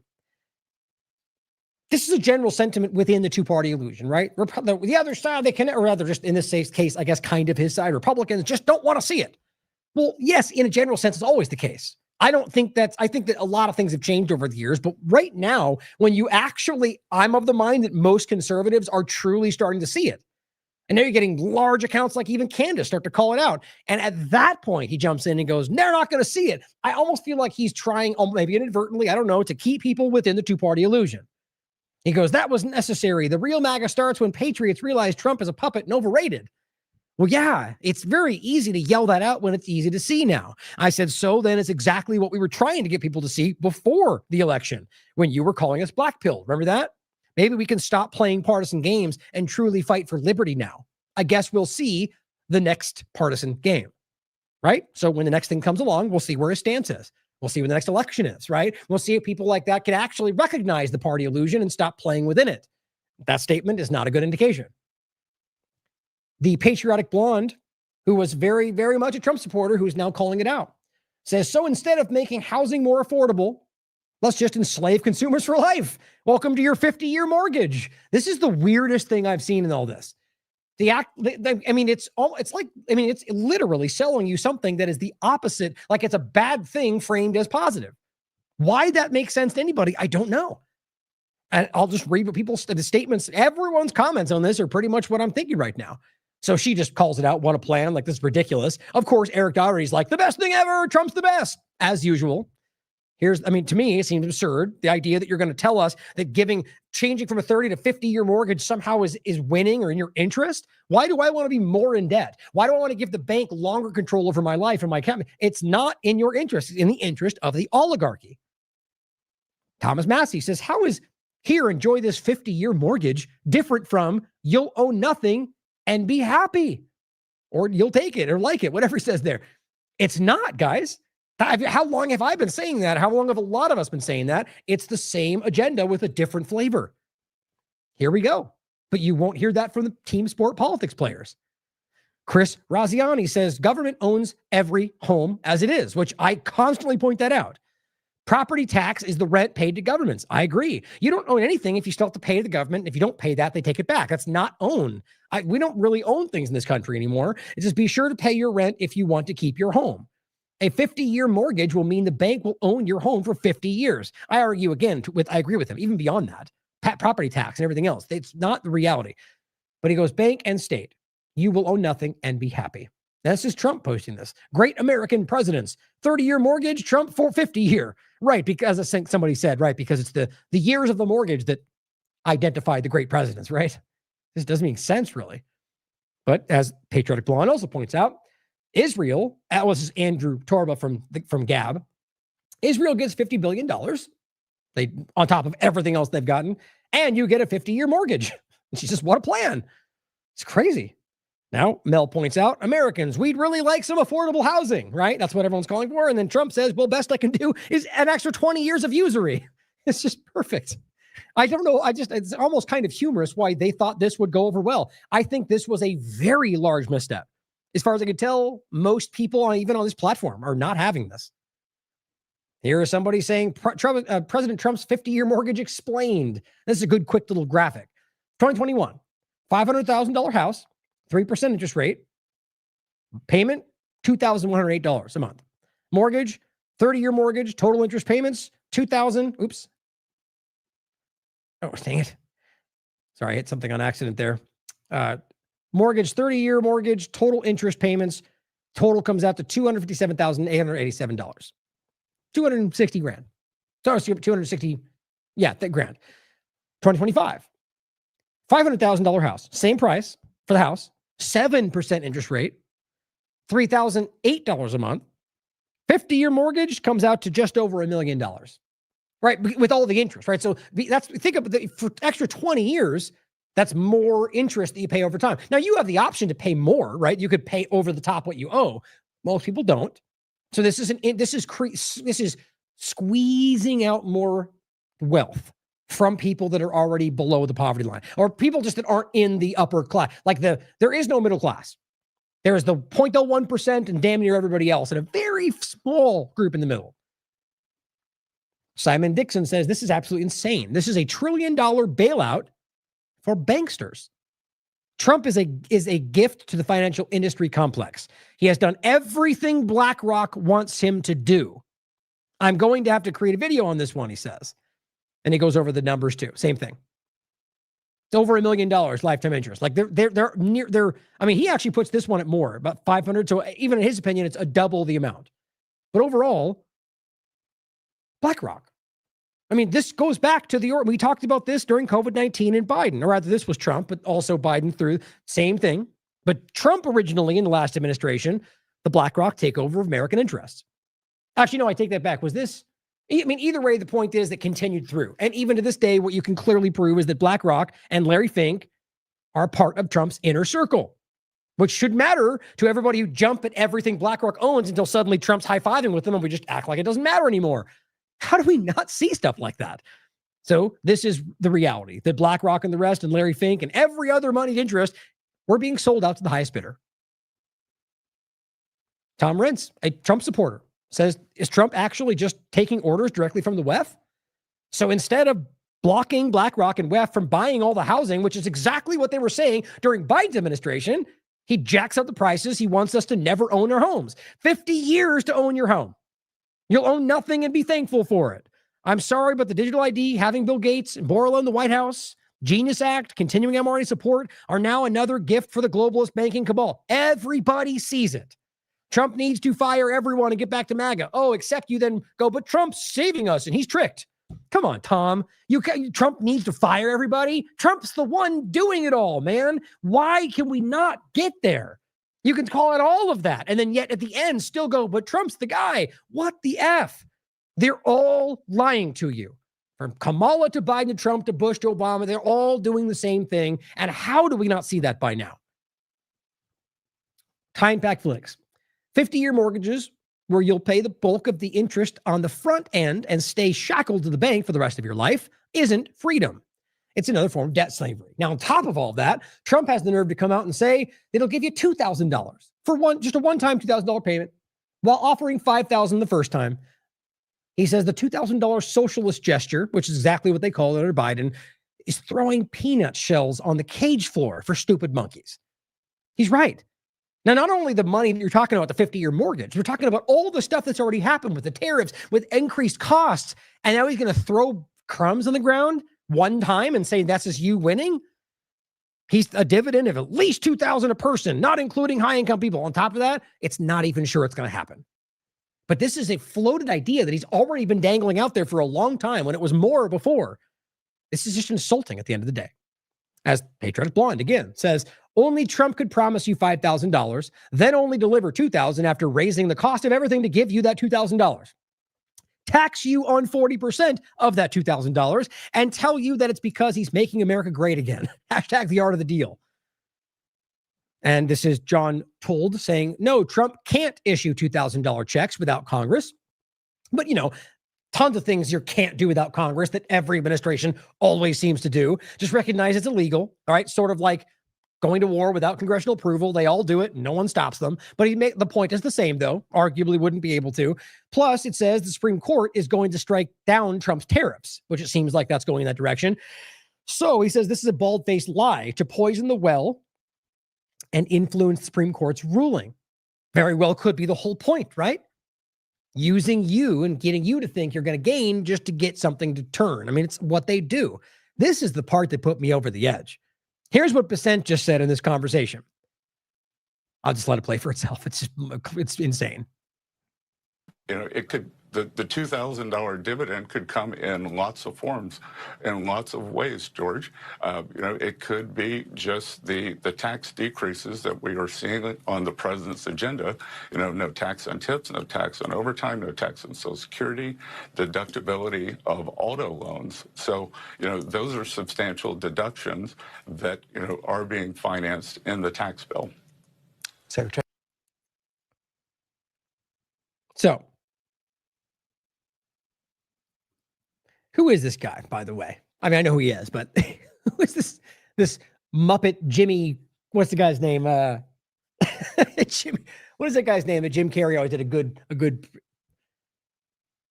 From now I'm forgetting the name of the movie. Anyway, that failed. there's a the way he talks, it just kind of makes me laugh. It's like this, like kind of like a Southern aristocrat, kind of like, but I forget the guy's name. Anyway, he's a very odd character to me. Just on a completely subjective level. It's not even a funny, kind of like interesting character that's in this position. But the overall point to get to, it could take the form of any other, like, so it may very well be the money you've already made because of what Trump said you gained. You're welcome. Are you serious? I mean, listen to the first part again. Somebody in the chat, give me the name of that movie with, every time a bell rings, an angel gets its wings. In lots of forms, in lots of ways, George. It could be just the tax decreases that we are seeing on the president's agenda. Oh, okay. So you're telling me that this $2,000 that you're saying you're going to send to every American might very well just be the money you saved because of what he just did today. That's the most insanely dishonest thing I've ever heard. Are you kidding me? The idea you're going to pretend that this is an effort to try to water down the fact that you, I think, either are doing this to manipulate the court or that you already realize you can't do it. And you're just trying to walk it back in a weird day. Well, you already got it apparently because of what he did today. It's a Wonderful Life. Thank you. What's the guy's name? Jimmy something. I'm forgetting his name. But you get my point. It's the way he used to, when that guy got older, that's the way he talked. Anyway, pass it now. This guy's just an interesting character. But it's just such insulting reality. Like, if you honestly cared about this, you wouldn't then go, oh, okay, well, you would call it out and say, well, then they lied about this. It doesn't take the form of whatever they want to make it into. That's not the same thing. You don't get to say, well, your costs are lower, even though they're not. Therefore, you made $2,000 this month. They just didn't. Jimmy Stewart, thank you. Thank you, Katie. So here,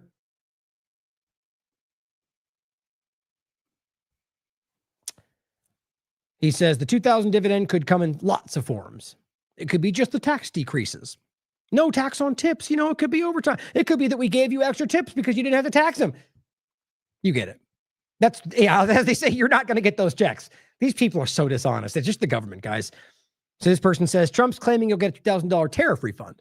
The average American has paid more than that in tariffs already. Because as you know, if you're not a complete clown, their tariffs are taxes on you and your costs. And that increases $2,000. He says, well, between 3 and 5. This doesn't lower prices. It adds $400 billion to the national debt to rebate 2/3 of Americans' $2,000 checks. If that happens, Supreme Court is currently talking about striking down the tariffs and forcing them to refund Americans anyway. See, that's what they're trying to manipulate right now, making it sound like they're the ones that created this. And it says, but Trump is trying to frame this as his idea for the people. Think about how dishonest that is. Trump constantly makes people live lives worse, in their opinion. I agree, the government does that. Then cuts them a check with his name on it because he thinks they're too stupid to realize that they've lost more than that check.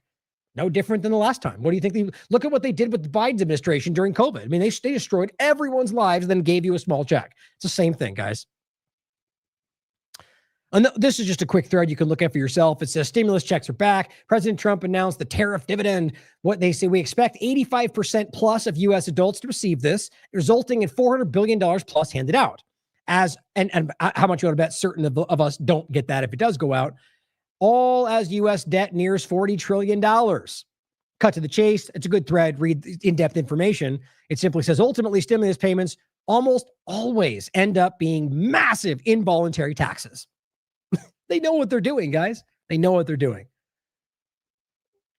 And of course, Alex Jones comes in and says, if America falls, the West falls, then the whole world. Now's the time to get behind Donald Trump and his economic recovery. Well, as David Icke says, Mr. Clueless, that's Alex Jones, even after all that's happened since January and everyone, plenty of people that are borderline as large as him are starting to find the gumption to call this out. Not him, though. He says, with all that's happened since January, everybody must get behind Trump and get behind him. He says, if this is the alternative media, we are truly effed. Fortunately, it's only the most ludicrous part of it. Just so people can start to call that out, man, because he has lost the plot. Now, to wrap this up, last two parts, Mr. Sausage simply adds, Trump is getting bad advice. Trump is playing to his donors. Trump's hands are tied. Excuse for why you might explain what he's doing to you. He means well. He says, folks, Trump is complicit in the whole thing. He's been playing for the Israel-led New World Order all along. You know, what Jones is ignoring and trying to act like it's not globalism, technocracy, and everything else he's always been pretending to call out. He is pacifying the people for the Great Reset. I 100% agree with that. Now, President Trump expects November 7th, billionaire donor Miriam Adelson, Paul Singer, and John Paulson, all a bunch of Zionist Israel, influencers, rather oligarchs, to contribute an additional $20 million to his campaign to unseat Thomas Massie. Nothing wrong with that. A bunch of Israeli oligarchs buying an election, because that's what we call democracy in this broken country, don't we? So far, and by the way, that kind of is democracy. Mob rule is basically reality. My point is, this is not a republic. It's not what we pretend that it's not what this country was founded as. So far, the trio have spent $2 million to attack Massie. Axionomic enemy of the state says they're not spending tens of millions trying to unseat a Democrat or win the Senate. They're spending tens of millions of dollars to unseat a single Republican congressman from Kentucky, who happens to be the one trying to get the Epstein discharge petition passed. Suspicious AF. This is why people are starting to see it. And here, John Cleese, very much a Democrat, comes out and says, are foreign nationals able to buy American elections? Look at that, guys. You realize John Cleese is probably one of the most well-known names, maybe less so today, but 5.2 million followers. Monty Python. The guy's coming out and saying, are foreign nationals able to buy American elections? Guys, the Overton window is broken. How do we not recognize that we have been there? We're winning. We won. It's there. We just have to actually capitalize. And I mean that in the sense of this conversation. Like I said, redefine what winning looks like in this. We are winning simply because independent media are basically setting the conversation. Look at that. Look at that and recognize what that means. Megatron, another gigantic Republican Trump supporter, says Israeli political donor Miriam Adelson will lead a $20 million campaign to unseat Massie. I mean, I think it was Megatron, right? These days, some of these things blend together. Either way, the point is, I believe he was a Trump supporter who's calling it out. I just think that's insane. And I said, you can't put this genie back in the lamp, guys. You can't. Even Ann Vander Steel, somebody who has been, in many cases, many times, spread misinformation about Trump to support the team, whether she knew it or not. We don't live in Israel, she says. Take your money, honey, and send it over there. I'm done bleeding for your country or bleeding our country for theirs. America first. See, America first is not what Trump says. MAGA is not what the team Trump says, cat turd. It's about people who actually care about America first before anything else. And what we're finding out is that Trump's administration is not that. Well, we knew that and we called it out before, but what a lot of people are for the first time finally seeing. Thomas Massie exposes AIPAC. New clip that just simply continues to show you what is really the problem here. What he promised us was we would put America first. And I think there are still voices in this administration. You've still got J.D. Vance. You've still got Tulsi Gabbard. You still, RFK Jr., you still got calmer heads that could prevail. They were not. Makes me very unhappy to hear that. Just want to point that out. Maybe he just has maybe he's just trying to be hopeful, but it worries me that this is set up for the next one. J.D. Vance. I mean, are we really going to pretend that he's a cooler head? He says exactly the same things Trump does. Gabbard has pulled all of the punches that she was willing to go with before. Now Venezuela's good. Now Israel's the best. Like complete 180. So for him to say that, I mean, RFK Jr. has showed himself to be completely sold out on everything before this and Maha and Israel. So, I mean, maybe he's just saying that to get, like everyone does for Trump and the rest. Maybe he's just doing that to get around. I'm saying it just to be objective. That doesn't matter to me. It's about the principle. It's about the statement. And what you're doing right there, Massie, is either I flatly disagree with and maybe you just don't see it, which I find hard to believe, or you're siding with people in the partisan game. Makes me unhappy to hear that. And I just mean simply because, you can choose and stand with whoever you want. And maybe Massie wants to side with them because he thinks maybe they're better than they claim. At the end of the day, they are doing the same things Trump is. So why would he break them like that? Why would it say that their cooler heads may prevail? I just don't believe that. Maybe RFK Jr. and Gabbard, you could say, if left to their own devices, would be different. At the end of the day, they're supporting the whole thing. Just wanted to make that clear. Let me go back a little bit and play it all the way through. You've still got J.D. Vance. You've still got Tulsi Gabbard. You still, RFK Jr., you still got calmer heads that could prevail. They were not persuasive in this case, clearly. Well, somebody was persuasive. AIPAC is very persuasive. For instance, the Israeli lobby in Congress. If you look at my colleagues' feeds now, they all look the same. They're all tweeting the same message. And that goes for J.D. Vance and Gabbard and GARFK, right? It does, and you can look for yourself. We've got to support Israel, and we've got to do this. That's important to think about, right? That their timelines, American politicians all suddenly look the same. And he literally just told you AIPAC. I mean, you can't miss what that's being. Massey is demonstrating that very clearly, which I find hard to see as anything other than calling out the truth. But we'll have to see how this plays out. If he suddenly leans in with J.D. Vance next time, I'll find it hard to believe he's being honest. Daniel McAdams points out what the Jerusalem Post and Sprinter Press shared, which is the slogan. This is from Jerusalem Post. The slogan America First also means supporting the U.S.'s biggest ally in the region full of enemies, because collaboration with Israel ensures the United States remains at forefront of global innovation. So Sprinter Press writes, Israel first.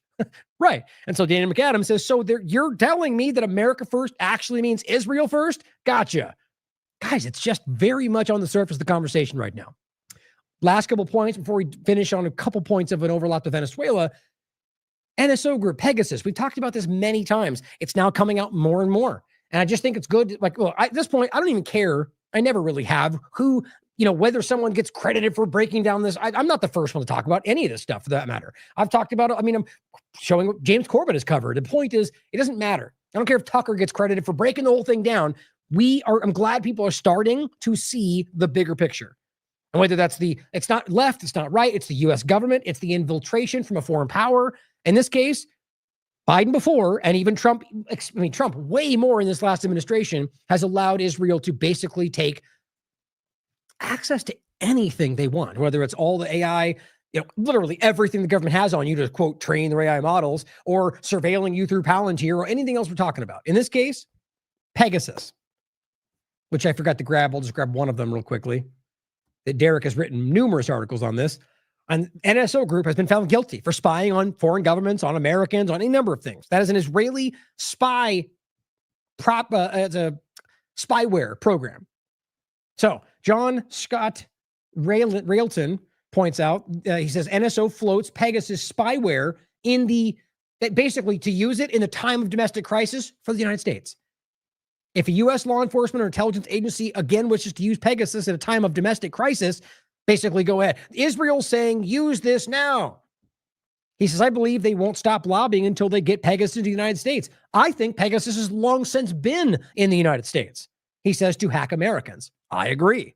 He says, last month, NSO got hit with a very consequential injunction barring them from targeting WhatsApp users. We talked about this as well, January 7th. Different part of the story, but same story. Now he says, NSO Group is no friend of America or our values. For a decade, they've enabled foreign governments to hack Americans and U.S. officials. That's Israel. Their entire business model is illegally hacking U.S. companies. And they've spent years arguing in court that U.S. law doesn't apply to them. Doesn't that sound familiar? Like Israel Zionist government saying that international law does not apply to them? Not really a hard overlap right there, guys, because it's the same. We're talking about the Israeli government. So let's not forget that in April of 2025, Wired reported the spyware maker NSO Group is paving a path back into Trump's America. Now, I showed you this in the beginning. Donald Trump has already overlapped himself with this group, Israel's many different elements of their internal surveillance network. But Trump has opened this door. Here is even an overlap that had to do with Gaza and Israel, as Mohammed Shihada recently pointed out. Israeli media claimed that Trump, and this is my point, it goes back to the beginning of all this, promised to allow Netanyahu to violate the Gaza ceasefire. We told you this report at the time. This is from January of 2025, right when he came to power, right? The second phase, they promised that, okay? Trump's gift bag. So Mary Madelson gave him $100 million. He promised to allow West Bank annexation, right? Netanyahu and him made a deal. Let me violate the deal. And second phase, you can blame Hamas. You'll give me West Bank annexation. Also, lifting all sanctions on Israel's spyware, Pegasus. Right. Now, one of two things could have happened, which I don't believe they lifted the sanctions. The reality is they've let them infiltrate this country. We know that. So just think about what we're talking about. When you talk, this is a known criminal spyware group that even Wired is telling you Trump is paving the way. Because there's just no misunderstanding where we are. It takes a special kind of stupid to not acknowledge how alarming this is. And just one last point, we'll get into more tomorrow, or possibly the next day, but I'm going to try to do it tomorrow after fine points. Sean King. It appears Donald Trump gives Israel a pass even on killing Christians as long as it's Israel doing the killing. Let me grab this since that comes up. Where is it? I think it's, I can do it right here. Perfect. I want you guys not to forget, it's much longer than this now. I think it's 8.5 months that an American citizen, third generation, born in Florida, has been held for over 8 months in an Israeli prison. He's lost tons of weight. He's got illnesses. They don't care. You have not heard from any America First politicians, no Republicans, as far as I can tell, not one. He's still there.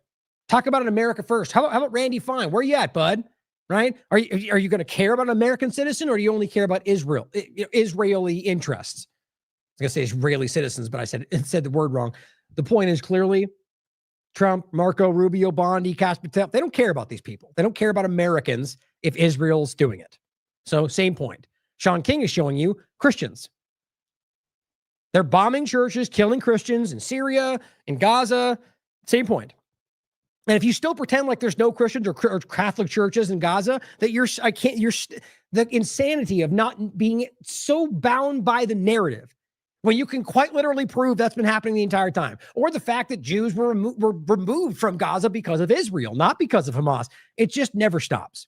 But if anybody else slaughtered 21 Christians, it would be wall-to-wall news all across every platform across the world. But they killed 21 Christians. Israel does it, and nobody cares. Now, where are all the America First Christian right? John Rich and all these people screaming about Christian, where are they? Not saying a word. Now, I'm going to play this clip. We're going to end with a quick overlap of where we're going in regard to foreign policy over Venezuela and kind of international waters, but just very clearly see how this all comes back together. Chris Hedges has a still clip. This is from his report.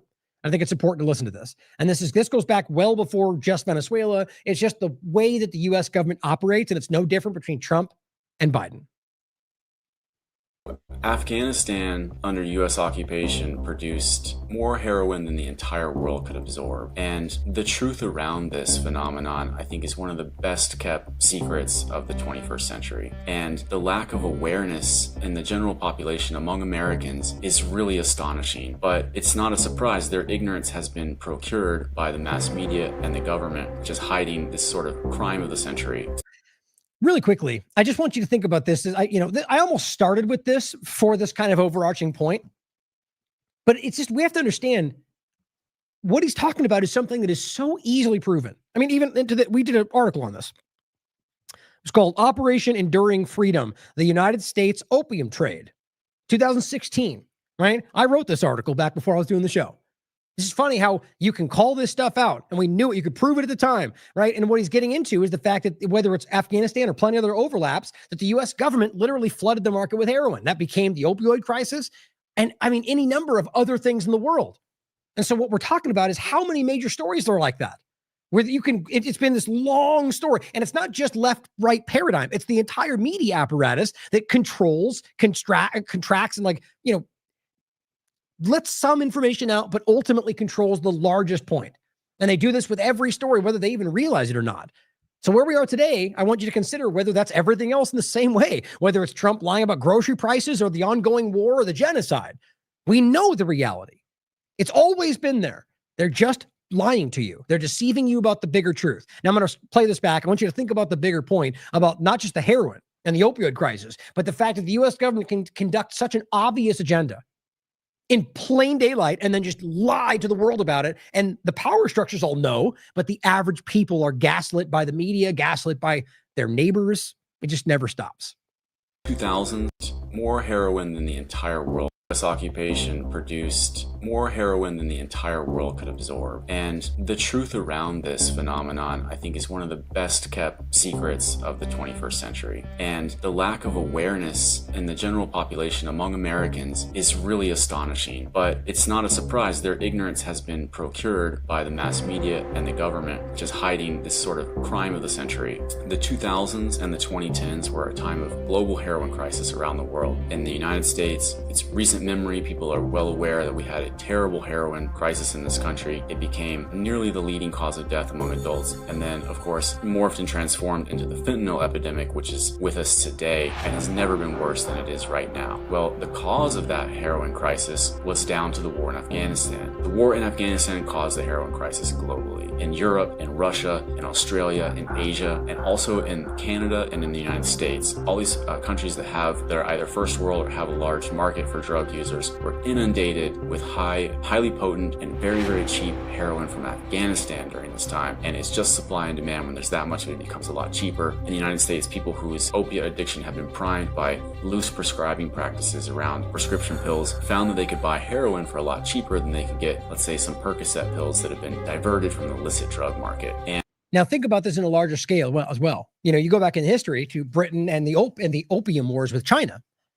Not too far-fetched to think about that maybe they saw this as an opportunity to do that to the whole world to their benefit as the U.S. government or as the, Western apparatus, whatever you want to talk about, the globalist, whatever, but something deciding that by allowing this or doing this, that they could create that same kind of vulnerability and benefit from it.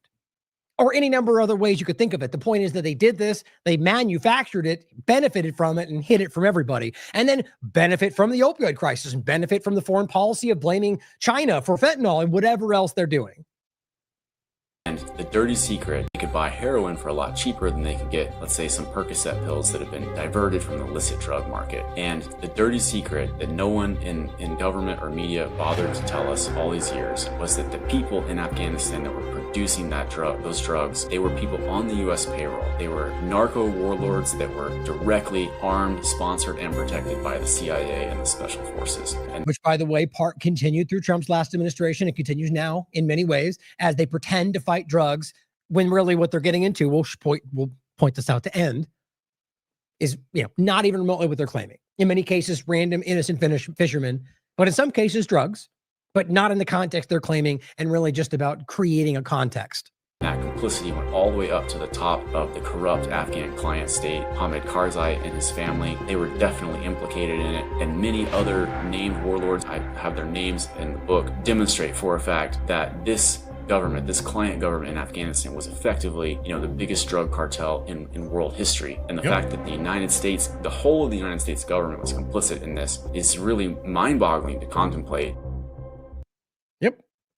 Now really think about that in the larger context of what Trump says he's doing right now. It's insulting, and it should be. As always, the ones literally doing the thing, claiming like they're the ones saving you from it, is like the worst of the worst. Now, check out this article discussing this. It's the same idea. It's about the use of this. And, what he's discussing is the long-term after this article. Now, here's what Jesse Waters had to say. And this isn't not necessarily connected to the exact same point, but it's just the insult. I don't even know what to call this, the right word for this. The demeaning. Jesse Waters, the way he's framing this, acting like it's intelligence to discuss this foreign policy in this way.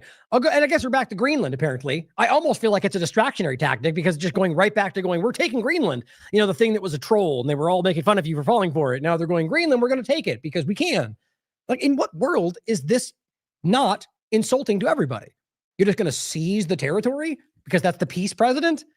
But he's acting like this is what big boys do. Like they're laughing at you. I think I hope people can understand the way they're doing this. Jesse Waters using these mindless repeaters to convince you that somehow adults in the room would do the thing that they would murder other people for doing. It's mindless. Being friendly to the world is what got us in this mess. We're not in high school. We don't need friends.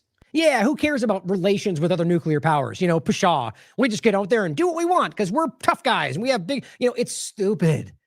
Like that sentiment, it pains me how dumb that is. The idea that we're not in high school. Who are you talking to? What kind of dumbed down audience are you projecting right there? The idea that we don't need relations with foreign countries. Now, I'm of the mind that absolutely America first. We don't need to worry about foreign wars, but the idea of not having relations with foreign powers in a kind of conversational sense, or like relaying back and forth, not necessarily involved with foreign policy agendas. But the idea that we don't, it just seems insane to me. Because what he's really trying to say is not that we don't want to work with them because we're focusing on America, but we don't work with them because we're going to take what we want. We don't want to be friends with them. We're going to muscle our way into everything we want. Okay, that's not what you're promising the world. That's not America first. That's not about America's interests first. That's not about no foreign wars or American police. It's the exact opposite. It's everything Biden was doing plus some. Just like Biden was everything Trump was doing plus some. Just like that last Trump was everything, it goes on that way every time. The world is what got us in this mess. We're not in high school. We don't need friends. Every country puts their interest first. That's true. And when our interests align, we can do business. And when they don't, that's life. Yeah, that's completely fair, but that's not what's actually happening. And even the way you just started that is not, and I'm not saying we have to be hanging out and high-fiving as friends. The point is he's talking about working with foreign countries and then framing that as not what adults do. Then goes on to say, but that's what we do when we have deals. And it just doesn't make any sense. What they're trying to do is say what Democrats did were weird, childish, friendly things. It's just playing at your division tactics, hoping that by saying Democrats are bad at this, whatever Trump's doing now is the right thing. That's the basic binary way that they convince people to do whatever they're currently doing. Same thing happens on the other side. If we have to burn down a few bridges with Denmark to take Greenland, we're big boys. Oh, yeah, because, crime, international law, who cares? Let's take it because, we're strong. Because that is what might makes right is. Peace through strength is what it means might makes right. It means we can take what we want because we think we're owed that. We deserve it because it's in our interest. Who cares if we're literally stealing land from a foreign country? That's colonialism, guys. We're right back in the beginning of this, and he's acting like big boys, put on the big boy pants, and steal territory. Dropped A-bombs on Japan, and now they're our top ally in the Pacific. Yeah, so by that logic, we should just bomb everybody and say, be our friend. I just don't know why people don't ridicule people like this. Understand as well that they were retreating. They bombed it because they wanted to anyway. They're the evil aspect in that conversation. You literally dropped bombs on an entire society to see what happened and to threaten Russia. And the reality being that they were already retreating and you didn't need to do that. But yeah, we did that. And then we basically muscled them into being under our thumb. Isn't that what freedom looks like? Jesse, you're either really, really out of the know in this conversation or you are just parroting what you're told. Probably both. He looks like a Don Lemon to me, quite frankly. He's just in the position and they say what they're told. Just like everybody in these positions, they are not out there uniquely telling you their opinions. We may have to burn a bridge to build a big, beautiful new one to the next generation. America's not handcuffed by history. Trump knows what we need. It gives me a headache to think that there are people that act like this guy is some kind of insider, like he's giving you some hip inside take. He's talking about imperialist control. He's talking about stealing from foreign countries. And he's talking about, I guess the first point is sort of like we don't need friends because we're going to be powerful and take what we want. This should be laughed at. It really should. But there's far too many idiots out there that just parrot what the team says, who secretly don't even care. It's at the end of the day, don't even care, I think, about what's happening. They have an interest in simply going, what he said, I agree with, because that's what benefits me. Far too much of that is happening.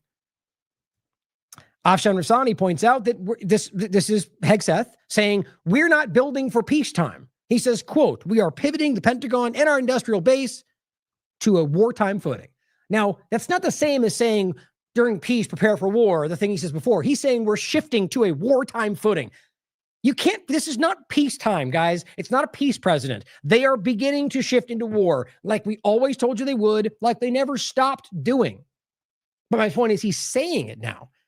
They've never stopped. This government has never stopped being at war since World War II, or really since, you could argue different nuances, but even more specifically, never declared war since World War II and has been a perpetual state of forever war as far back as you can look. So this is not new. He's just now calling it that. And now you're going to continue to call him a peace president because they claim he ended things that didn't even stop. Now, here's a little bit of nuanced understanding. Oh, wait. Let me make sure I didn't miss that. Oh, there it is. Of the situation that I think you should hear. And this is also from his Going Underground show, just about where this goes back to. And it's not unique to one side or the other. And this is about much more than, or it's not even close to about protecting anybody or stopping drugs. It's what it's always been. It's imperialism. If you add the quantitative easing over the past week, which then can be leveraged into that system, does that not necessitate wars? I mean, the United States has an economic necessity for wars, and that's why Trump, he didn't care that the MAGA base didn't like his 41 billion to Raytheon, 33 billion to Northrop, 34 billion to General Dynamics, 33 billion to Boeing. That was the big, beautiful bill. As, social programs for drug addicts in the inner cities of America were cut. Well, some of them continue, by the way, in Africa, that Trump's administration continued, that nobody likes to talk about. Look it up. But what they really want, I mean, and what you're hinting at, is yes, they need collateral to underpin all of these liabilities on their bank accounts, their bank sheets, and so they've got to get. They need resources. They need the oil of Venezuela. They need the Arctic. They need the Middle Eastern rare earth minerals resources. Partly just to reinforce, because when you get to the end of your leverage, you can't give more credit until you get more assets on your balance sheet. And so they want the assets of Venezuela and the Middle East on their balance sheets so they can lend more and therefore take more resources, buy and lend to countries that have resources, and then use those, if you like, for further expansion. Everything is about expansion. America thrives on expansion. And so all of these things connected by, that America is getting, first of all, overwhelmed by its deficits and is getting anxious and very antsy about the fact that there seem to be sort of problems in the credit markets, or in the shadow banking area, in things we've seen it by subprime auto loans now and other things. Like that's the reference, I believe, to 2008, but that problem still exists is the point. It got worse later. They just have pinned it up differently. Let's not forget that the most obvious shadow bank in the conversation, that's BlackRock. A number of companies gone bankrupt. So they don't know what's there. And so I think that's why they're trying to pull in money as fast as they can. Yeah, by stealing it from whoever they can, right? But according to Jesse Waters, we don't need friends. Just take what you want. Hashtag freedom. Well, let's talk about the overlap of this while they're bombing ships in the middle of the ocean, claiming to fight narco-terrorism, right? Well, we just talked about Afghanistan and the reality of building the largest drug cartel in the world that they all still continue to work through. And then don't forget, guys, I've said this 1,000 times. With Syria, I think we can clearly see by now. But in Afghanistan, the same point applies. They're still involved there. I've said this from the very beginning. And Trump even let that out of the bag when he talked about trying to take the base back. That's not just some off-the-cuff thought. They're still involved down on the ground. It's constant. And they lied to you every single time they deal with this. So the point is, as Trump says he's sending U.S. special operators to fight Mexican drug cartels, it's embarrassing to argue that they care about any of this while they've provably worked with these drug cartels in Mexico, as I just showed you even. I'll grab this one yet again of the DEA. We just talked about this. This is a new report from August of 2025. The wiretap, the DEA laundered $19 million of drug cartel money into cash and crypto. Guess how? Nothing has happened. No one's gone to jail. As far as I could tell, nothing actually happened. And this is the DEA, right? Isn't this the FBI that should be investigating this? Where you at, Cash? Is anybody going to go to jail? Pretty sure that's not going to happen. So we're going to fight the drug cartels while we're protecting the drug cartels, while we're becoming a drug cartel or have been in Afghanistan. It's insulting to your intelligence if you understand what they've always been doing. And in regard to the people they're bombing, Associated Press, Trump has accused boat crews of being narco-terrorists. The truth, AP found, is more nuanced. Now, it's worth reading the whole article, but to end quickly, it says one was a fisherman struggling to eke out a living in this one boat on $100 a month. Another was a career criminal. A third was a former military cadet. And a fourth was a down on his luck bus driver. Now, the argument goes that some of these boats do have cocaine on them. But what's interesting is this is what I kept telling you before, is that some of these places are going from places that are not restricting this. Just because the U.S. argues that's a problem and lies saying it's going to the United States, wasn't fentanyl, that means they can just internet bomb. I mean, look, if this country believes that it's not illegal to have cocaine and they're shipping it to a country that doesn't believe it's illegal to have cocaine, what are we talking about? We're talking about the U.S. government stepping in and using this to execute its worldwide agenda and killing people in the process, but not even which are all criminals. So you have people that are paying, like this guy, $100 a month, being paid to work on this boat. Now, all of that's to say, let's just even say you think it's okay to execute all these people because of cocaine on the boat that's not even illegally going to the United States. And it's also in international waters, which the U.S. has no authority to do that. But what about the fisherman?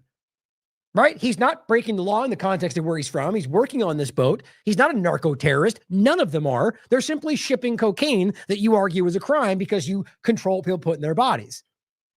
It's an argument from print about whether you think these things are inherently bad or not. But all that aside, they're not all criminals, or rather, they're not all narco-terrorists. At the very least, they're not all any of them are not justifiable to execute without any kind of process. But quite a far cry from all MS-13 Trendeiragua terrorist monster rapists, right? But no one cares anyone who was parroting that without evidence, they don't care when there's evidence anyway, because they were going to parrot what they were told anyway. Anybody who cared about evidence has always been going, well, we don't know for sure because they haven't given us anything. Why do you think that? Because now the evidence shows they were lying to you. Either they lied or they didn't care in the first place. It's disgusting. Now, end with this clip. Just a quick thing about Africa, I think, but it's the general point. It's a Freudian slip about what they're really doing. And I do believe this is actually what this is. Because at the end of the day, I think they know what they're doing to these countries, and they kind of frame it as building public-private partnerships to help everybody grow as they steal and always have and are doing that as we speak. Exploit. I'll leave it with this clip. Thank you for tuning in today. That's been there the whole time. I hate that. That was the podcast. It was the rim of that cup was barely in the shot the whole time. But thank you for tuning in, guys. You know, I mean, it's an interesting time because it's I argue there's a lot of things to be happy, but not happy, but, you know, positive momentum. We're watching things change. We're watching narratives break down, awareness around things like Zionism in Israel that I never, ever would have thought would come to pass. I don't know how you see that as anything but positive. Of course, they're going to make your life as uncomfortable as possible so that you stop pointing to it. Now is the time to find your courage, right? Now is the time to find that Constitution, stand up and fight for what you believe in. I mean, you know, we always talk about the history of people who stood up and fought for what they want, what they believed, what they, fought for their principles, fought for a better world. Well, if you listen to Mark Levin, not on my watch, bub. You're not going to change the world with your podcast, he said, right? That's desperation. That's fear. Fear of you, of your ability to reach people with the truth.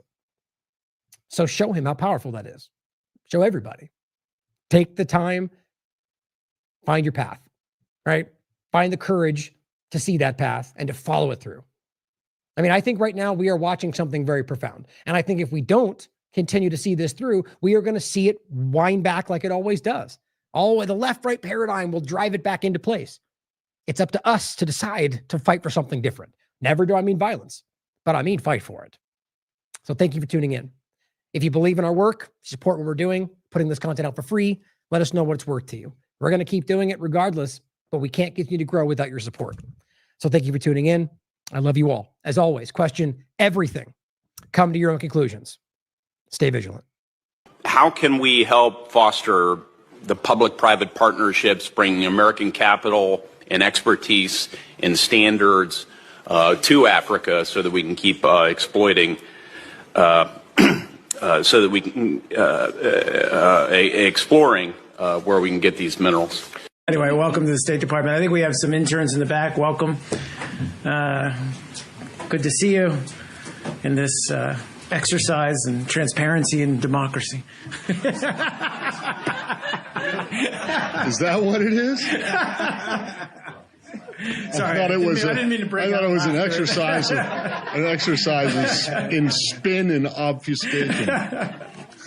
All right. Can you tell this is my last briefing before vacation? Anyway.